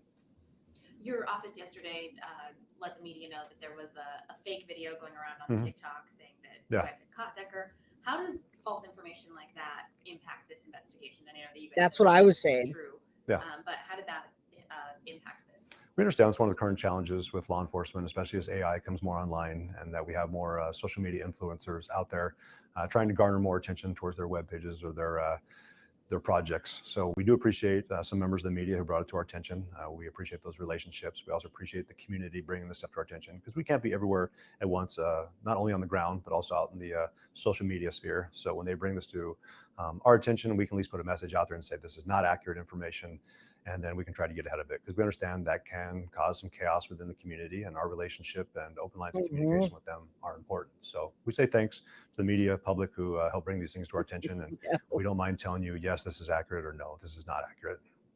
A week ago at the press conference, you had Absolutely. I feel like there's not a good outcome other than, I think the best outcome for, I think, the Whitney Decker and the families would be for them to find Travis Decker and bring him in, get as much information as they can. Yeah, Whitney's not going to have a good outcome, and she has a long road ahead of her. Good to see you, Amber. Clark, thank you, my friend. I love you. Jay, Mods, Crime Crew. No children were injured in the making of tonight's dinner. I am very glad that no children lost their fingers. We love you, MM. And yes, thank you for covering this case. You always show so much respect to people. Absolutely. Of course. That's what I'm here to do. If he did that much planning, knowing he was going, what to do, it's pure evil. I agree. I absolutely agree. And thank you, Nats, for coming through and gifting the 5 guilty of crime memberships. We're going to look up those Google searches right after this so you know what police are looking for and why. A direct message for Travis Decker. What's your direct message now? Almost a week later? Still the same. You still got to be perfect every single day, Travis. I was like, I just need to have one perfect day, and for you to make a mistake, for things to go our way. So that's a heavy burden for him to bear. I mean, it's impossible to be perfect every single day. So eventually he's going to get tired. He's going to make a mistake. He's going to leave something behind. He's going to make an error. And I can tell you that every single person wearing a uniform in this state is going to be there waiting for him to make that mistake. So it's not just our agency. He's got to overcome Washington State Patrol. He's got to overcome Douglas County Sheriff's Office, East Wenatchee, the Chelan County Sheriff's Office, King County, Snohomish County. I can't imagine any individual in this great country that is wearing this uniform is going to pass up the opportunity to take him into custody. I know citizens are out there also looking for him. So he's got a bigger problem than just our agency. Thank you, Melissa. Melissa. A nationwide problem. If this goes on much longer, I mean, how does that shift things again? Does it make it even trickier to find him? Do you think that he would have moved Thank you. out of where you guys think he is right now? Well, I'd remind with the Eric Rudolph search, it just happened to be that a very watchful patrol deputy saw someone going through a dumpster. When they contacted an individual, there was what the whole entire nation had been looking for 5. There it is, guys. That was the 2020 search that they had, and they were successful. And he went through a freaking trash, and they found him. Like, so who knows what's going to bring this to an end? But we hope that. I really hope they bring him in alive. Yeah, I was going to play that, but we have a lot to do today. They actually talk about how closely these cases mirror each other. All right. 5 years. So we recognize with Kittitas County's case, it took 21 days to locate him. We had a 21 days. Several years ago in King County with an individual who built a bunker outside of North Bend. So this isn't the first time. We just saw the devil of the Ozarks also get located after a brief amount of time that he was out there running around. So we'll get our time. We'll eventually get to find him. It may be in a week. It may be in a couple of years, but we're not going to go away. We know the Marshal Service is in it for the long haul. The FBI is in it for the long haul. And any member of this agency who's going to be wearing this uniform, whether it be in the next couple of weeks or in the next 20 years, is still going to have him on their radar. So we're not going to go away. We don't time out. His charges aren't going to time out. So if he wants to live the rest of his life looking over his shoulder, we'll be there. All right. He's ready. He's like, bring it on. All right. So this is where they were looking for, the backpackers, but that was 7 days ago. I'm trying to bring you information that's happening right now. They definitely are going to cover the vigil. Let me tell you right now, guys, they're going to cover that vigil. They're all over it. That news station is all over it. All right. I hope you bring it up at the most inappropriate. Well, I hope you still bring it up. I'm not sure what we're talking about, but thank you, Melinda, Carrie, everybody. Let's keep going. Check this out. I just found the chilling Google searches before he took those beautiful little girls' lives. Google searches and plans for a Canadian escape before facing murder charges. An in-depth look. Travis Decker's web queries before allegations of murder surface. Inquiries about resettling in Canada. Okay. Published June 7th, 2025, 4:04 p.m. PDT. Travis Decker, a suspect in a tragic case, appears to have been exploring questions about moving to Canada just. So there you go. He's talking about moving to Canada, you guys. Yeah, definitely Watts vibes for sure. This is only like 2 minutes long. Before his daughters were reported missing. This information comes from recent documents provided by the U.S. Marshals Service. In a new sworn statement submitted this week, Deputy Keegan Stanley of the U.S. Marshals Service detailed that officers had accessed Decker's internet search history around the time an arrest warrant was issued for him.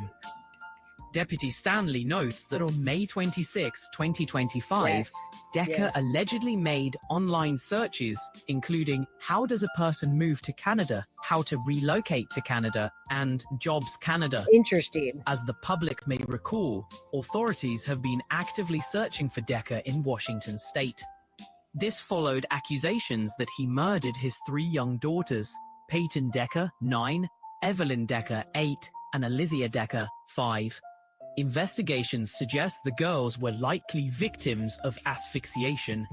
Their bodies were discovered near a campground in Chelan County, Washington, Chris Watts, a location that Decker reportedly visited the day before the tragic events. Authorities have charged Decker with 3 counts of first-degree murder and 1 count of abduction. The Chelan County Sheriff's Office. Adding to the mystery, a peculiar video surfaced seemingly showing Decker touching the door and doorknob of a residence, just days before the deaths of his children. The reason behind these actions remained unclear. Despite the ongoing manhunt and despite Decker's military background and significant skills in outdoor survival, law enforcement has yet to locate him. Related topics. Let's remember our loved ones. My kids. All right. So it sounds like, let's remember loved ones, going to Canada, moving to Canada, find a job. No, I'm not surprised. And I did see that. I'm going to show you. I'm going to pull that up real quick, Carrie. This is up to date. Search widens for Decker and military based. Let's take a look at this real quick. Yeah, Canada. Who knows? Maybe he just said that or maybe he put those in to throw them off. Is he that dumb? All right. Military trained dad accused of taking his daughter's life, believed to be alive. Now, this was June 19th. Yesterday at 9:44 a.m., U.S. Marshals expanding the search to Teanaway, I don't know how to say that, Teanaway Valley and Blewett Pass for military trained survivalists. All right. So we saw this new footage released by authorities, shows him days before. We saw that way back when. Thank you to Tiff. All right. So yesterday morning, they believe Washington father accused of taking his 3 young daughters is still alive and actively evading authorities as federal and state law enforcement officials continue to comb through dense wilderness in search for military trained survivalists, right? Why we're here is because he took the lives of allegedly his 3 daughters, Paityn 9, Evelyn 8, and Olivia 5, after the bodies were found near Washington campsite. It says, we'll eventually get to find him, Chelan County. Mike Morris told King 5, which we just watched. It may be a week. It may be a couple of years. We just heard him say that. All right. So then we got a new flyer. We saw that earlier. Travis Decker revelation comes after officials announced earlier this week combing through. I'm not sure to say that valley, Teanaway Valley and Blewett Pass. All right. If you have trail cameras or doorbells, please check them for suspicious activity. All right. May 30th is when the search began. They found his daughters 3 days later. All right. We're now 18 days in. All right. The authorities responded to the tip spotted off trail hiker from a helicopter. The lake is located approximately 40 miles from Blewett Pass and 60 from Teanaway Valley. All right. New flyer depicting renderings. We saw that in the beginning. 3 different pictures there. Officials also squashed a TikTok video reporting that. All right. So, I mean, these are the up-to-date things that we have going on here. And I think we can look up the vigil. I didn't see much else on this. I think we've been here for quite some time. Let me show you something real quick. Travis Decker manhunt draws similarities to 2020. And that was yesterday. So I am confident, guys. I really am confident that they're going to find him. I think he's too selfish to take his own life. But check out here. This is a similarity between 2 cases in 2020. And then, guys, I'm going to pull up the app to get you guys into the drawing. Okay. So right after this, stay here. Trying to catch Travis Decker, the Wenatchee father turned fugitive, accused of killing his 3 young daughters. We have Fox 15's Lauren Donovan been covering this story for weeks for us, Lauren. So she's joining us now. Yeah, Lauren, the Kittitas County Sheriff's Office tells you this massive manhunt is very similar to one they had a number of years ago. And we will be getting into that, David. I know you know all about that one, but for folks now just tuning into this. Okay, so turns out same wilderness, same exact terrain. I initially heard about this comparison during a press conference with the Chelan County Sheriff. So naturally, I wanted more information on it. And here is what I learned. There are a number of reasons why, or a number of similarities that this current manhunt bears to one that we had in 2020 that started on May 17th of 2020 when a turkey hunter from the west side named Ian Eccles didn't show up to a hunting date with his partners. And that started a missing persons investigation that after a week turned into a manhunt when we discovered a stranger driving his vehicle and with indications that there had been a violent confrontation and that led us to believe that Ian Eccles had been killed. That manhunt, like this one, lasted more than 3 weeks. It was in much of the exact same terrain, or at least some of the same. It overlapped. It was in up off of Blewett Pass. During a lot of that time, much of the public was telling us, "Oh, he's gone. He's absolutely got away," and we kept having little pieces of evidence or information that made us think, maybe not. Maybe he's still here.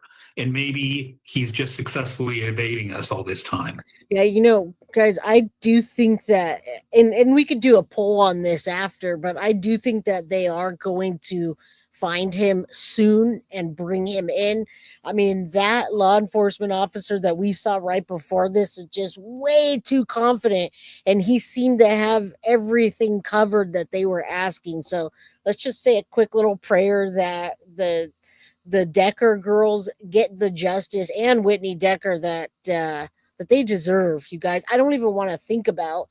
I see you guys in chat talking about who went first or what happened. And you know what? More than likely, the oldest went first. Okay, more than likely, he took out the oldest one, the one that would give the most fight. And you know why I say that? Because Chris Watts talked about everything ultimately to law enforcement. And the stronger one is the one that goes out first, just like Chad Dorman, the guy, his son that ran and knew was getting away from him. He took the first one that would be the most threatening, and then the second, and then the third, the youngest. I hate to say this, but probably was there watching. Okay, if you send me a link, I will be happy to stream the vigil. Tiff, I don't know where Cairo 7 vigil is, but do you have a link for me? Let me play this and I'll put the vigil up. Like we have reason to believe with Travis Decker, that suspect was intimately familiar with this particular wilderness and with living off the grid and in the quiet for long stretches at a time. So we were in that place of not being sure what's happening and having to persist day after day after day until a citizen finally called us and said, there's somebody in this cabin and I don't think they're supposed to be there. Yes. Justice. We found it was the suspect and we made an arrest. God, hearing you say that, Inspector, it really does sound similar. And I think one other question probably from the public is like, how is this guy still alive? How is he out living in the wilderness at this point? But you said they had a unique set of skills, both of them. And so it does make sense that that parallel is there. Were there any pitfalls during that last manhunt where it's become, hey, a lesson learned in navigating spaces like the Teanaway where we are right now? Well, some of the things that we learned were ways to overcome the communications difficulties, and we've applied those lessons. We learned that this is not, you're not going to expect a day or two resolution to this kind of thing. At least more like from 3 the weeks, beginning, you have to be planning not just for today, but for tomorrow and a week from now and 3 weeks from now. And that's set us up to play the long game while we continue to protect our county for as long as we think he might be out there. When we started our 2020 manhunt, it started in a campground right along Highway 97. When the suspect, who was on foot for those 3 weeks, when the suspect finally showed up in a cabin, it was there in the Teanaway Valley where you are. You just said cabin, so I am looking around me. I see a bunch of abandoned structures, plenty of vacation homes, beautiful places to stay out here. Is there concern that Decker might find his way into one of these based on your past experience? Absolutely, and that's one of the reasons why we've been in communication with our community and with property owners, asking them to be aware, to look out for their places if people have ring cameras or game cameras, any kind of intelligence. And I went on Cairo, guys, and it's not streaming right now, so I'm not really sure what we're talking about. I'd love to find the stream, but I didn't get a link, and the link that you sent in chat I cannot copy. So yeah, I don't know. You sent me another one and that was the site I was on, but there's nothing showing about there's nothing on there. Let me play this because there's nothing on that link. Monitoring that we can have of these situations, we're asking people to help out. And as I've stressed, last time it was information from the public that brought that torturous manhunt to a close. And it's not until 7 o'clock, guys, and it's 6 o'clock. It's 5:59 here, so it's not happening. I won't be able to. That's an hour from now, guys. All right. And Karina, you say I can't sit still and watch a full show, but I can definitely sit through a live. Love the show. Thank you so much. I appreciate it. Yeah, it's not out yet. I mean, I can show you what the vigil is going to look like, but it's an hour from now. Still believe that's the best chance to resolve this. People who are out there with all their eyes and ears and intelligence are going to be the ones who help us to solve this. Yeah, I remember that case. I worked on it for 23 days, and it turned out that Jorge Alcantras Gonzalez got hungry. He was broken in. He wanted some chicken. He was not a survivalist like we're dealing with now, but he did manage to stay on the run for a long time. People keep saying maybe he's gone. Maybe Travis Decker is, maybe he's out of the area. But I believe, like what law enforcement believes, he's still in that area. But how large are we talking about here, Lauren, for those of us not familiar with that part of the country? Yeah, well, okay. David and Hannah, it is Yay, huge. Rebecca. So let me give you an idea of how much ground. 75. All right, this is going to give you a good idea of what they're covering, what they've done, and then I'll show you the vigil from 20. They have a preview of the vigil. Thank you, Rebecca, so much for becoming a member. I hope you win something tonight. All right. when did what happen? This whole thing happened on May 30th, and then 3 days later, the bodies were found. All right. So listen, this one happened in 2020, the other search, but what's happening right now is the Travis Decker manhunt, and it draws similarities. That's what they're talking about. 5 square miles of some of the most beautiful, most rugged alpine terrain in the entire United States. It's framed by ridgelines along Blewett Pass, where they've been searching, the Teanaway area where we were recently, okay. and then the Tumwater Canyon. Teanaway. So along Highway 2 for you familiar with that area. I'm up Yes. in Leavenworth all Yes. the time, and I've actually hiked up to Kolchak Lake Yes. numerous times where Decker was allegedly spotted by that helicopter overhead, and then up further to Asgard Pass. I took these photos, and let me tell you, there are some day hikes in the area, but this is a backpacker hotspot for a reason. It's difficult to get out there, and so that really indicates to us how difficult it is for law enforcement, be it Army National Guard, coming in, trying to start from scratch in maybe an area they're not familiar with. We're talking 6,000 feet up, scree fields, massive rocks, boulders, all of that is what they're up against. Yeah, you just showed some hikers out there, and I know you've been talking to people living out there. I cannot imagine how I'm just gonna eerie say it is that. for those people knowing that this person is out there. Oh, can you guys imagine having to navigate through that terrain and try to hide? Now, remember, you're right. Under the Mystic Moon, this case is very heavy. Those 3 little girls' lives were taken out there as well. So imagine if you're a resident close to the area, or it's one of your favorite camping spots. This is just, I mean, this whole thing, taking the lives of 3 little girls, is heavy. But now listening and trying to find this Travis Decker piece of trash. Oh, absolutely. I mean, imagine being told, lock your doors. There's a lot of old barns or structures around these homes too. So you got to double check those. I know going to campsites, all of the toilets were locked up as well out near the enchantments. They do not want him finding refuge anywhere. Yeah. Don't get complacent, because even though the manhunt's going on for a long time, a tip could Right. still catch him just like it did in 2020. Lauren, thank you. All right, so that gives you a good idea. I'm pretty confident. Let's take a look at this. I'm pretty confident that they're going to find him, either dead or alive. I don't know, but I feel like they're doing a good job at searching and communicating. Wenatchee prepares for memorial services. That's going to happen in an hour. All right, so listen, this came from last night. Greg Joyce, that Flores, just one of the many business owners who are pitching in for the family and tomorrow's memorial service. We've also been going door to door on the main drag just off camera here, where shops also have donation buckets collecting money for the family. Those florists, though, a couple of them we've talked to here in town today, they are putting the final touches on their arrangements that they'll be taking to the public event tomorrow morning. Mountain Chick Floral is making this out of alliums and olive branches. Smell fantastic. The owner, Michelle Signet, says you'll see it front and center while we hear from the Decker girls' grandfather tomorrow night, their dance teacher, and family friends. That florist in the main drag of downtown here says she was on vacation in Europe when she heard what happened here at home. I was in Spain, and people there knew.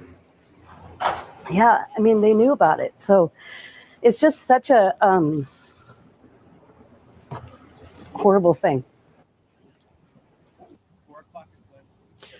We talked to the mayor as well. He says the service is an opportunity. I don't think he has help, Vanessa, at all. I think he might have had help when he was planning this, but maybe they didn't know that they were helping him. I think that he absolutely premeditated this, and he put a lot of things into place. He put a lot of things into motion, and even possibly, guys, hid maybe food out there or supplies. I do think that any one of us could think to do that, but think about him. He's what, an Army Ranger is what you guys are saying? Rest in peace. I can't imagine how this mom is doing. And anybody that says otherwise, all right, anybody that says otherwise about the mother and the money that she's getting from the GoFundMe, it's absolutely disgusting for anyone to say anything about that. Prayers for Whitney. She's never going to have a regular life. Thank you, Anna. I know a lot of people came here for the Madeline Soto case. We're still covering that. Believe me, To turn the page after 2 weeks of mourning here in Wenatchee. We've seen some flags still at half staff in the girls' honor. The mayor also says he's been in touch with the Decker family. They say they are ready to start the healing process. Tomorrow, the public is encouraged to wear the girls' favorite colors, pink, purple, and green, some of which we've seen illuminated here in Wenatchee late at night. Reporting live in Wenatchee, Alex McClune, King 5 News. All right, guys. So I definitely think that he planned this. I don't think anyone's helping him right now, honestly. And that's just me watching the coverage, listening to what people have to say about it. All right, guys. Now we're going to give away some Foxy boxes. Thank you guys for staying here. I can't even believe we've been here for 2 hours already. We only have 124 people left in chat, which means you have a better chance of winning. All right. So, meme, why would anyone question the GoFundMe for the mom? Because people are awful. People are monsters. That's why. There should be no question about that GoFundMe ever.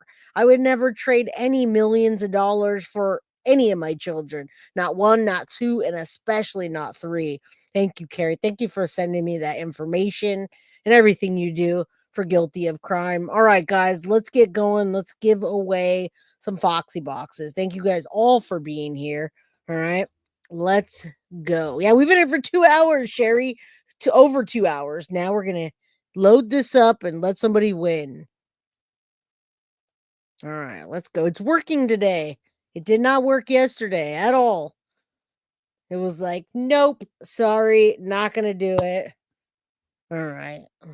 Love you guys. Thank you guys for supporting my channel. Oh my God, look at who won. it didn't even, yeah, Synth. We're not going to give that to you. You're not going to eat your own cookies or whatever you guys are freaking giving away. Let's do it again. Synth. All right.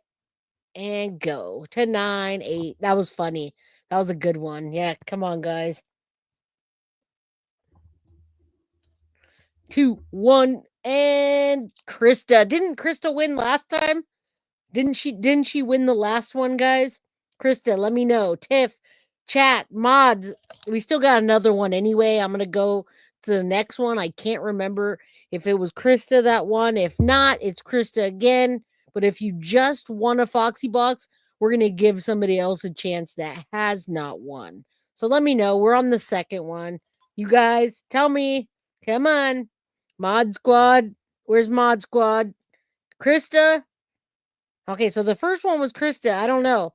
Oh, but she's not a member. Okay, so Meme, in my opinion, I think you are in the country. I think you're new to the channel. Meme just won a Foxy box. If she has a membership, let me know, guys. Chat is just stagnant right now. Chat has stopped. So I don't know if this is actual real winner or what. Come on, guys. Let's go. Let me know. Oh, you are. You're in the United States and you're a member. All right. Can you send that out? What is it? guiltyofprizes@gmail.com. All right. There's winner number 2. But number 1 didn't get it because Krista is not a member. Is that correct? All right. So I guess we got one more, guys. One more. guiltyofprizes@gmail.com to Mima. Congratulations. Next. All right. Can you throw up your email there, Foxy? Please. guiltyofprizes@gmail.com. And the next one. All right. Let's go, guys. Got to be in the United States for this and a member. Mama Sage. Where's Mama Sage? You're very welcome. All right, there you go. Mima, in my opinion, guiltyofprizes@gmail.com. Mama Sage, where are you? Mama Sage, are you here? So I don't know if Mama Sage. All right, what happened there? All right, Krista is not green. I don't know what's happening here. I'm getting messages, but I'm not really sure. Mama Sage, you won. Are you in the United States? If so, you won a Foxy box. Mama Sage and Mimima, you're here. You won, Mama Sage. All right. Guilty of prizes at gmail.com, Mama Sage and Mimima, in my opinion. Guilty of prizes at gmail.com. There you go. Go get that. If you don't grab it in 3 days, then we re-gift it. All right. That's how the rules are. So go over to guilty of prizes at gmail.com. Mama Sage, in my opinion, Mimima. There you go. Thank you guys for being here for 2 hours and then some change. You're very welcome. Congratulations. Happy Friday. I'll see you guys on Monday, 4 p.m. Pacific Standard Time, 7 p.m. Eastern. Go over to Cairo 7 and watch the Decker Girls Vigil. Rebecca, you did finally figure it out. Welcome to Guilty of Crime Crew family. All right. I love you guys. Congratulations. And I will see you real soon. Bye now. Guilty of Crime. I want to thank you for watching. If you enjoyed my content, please share this video, like, and subscribe. You can also follow me over at Facebook, Instagram, TikTok, X, or Gmail. If you'd like to donate to my channel, you can use Cash App or Venmo or PayPal. Thank you very much in advance. Guilty of Crime. Are you guilty?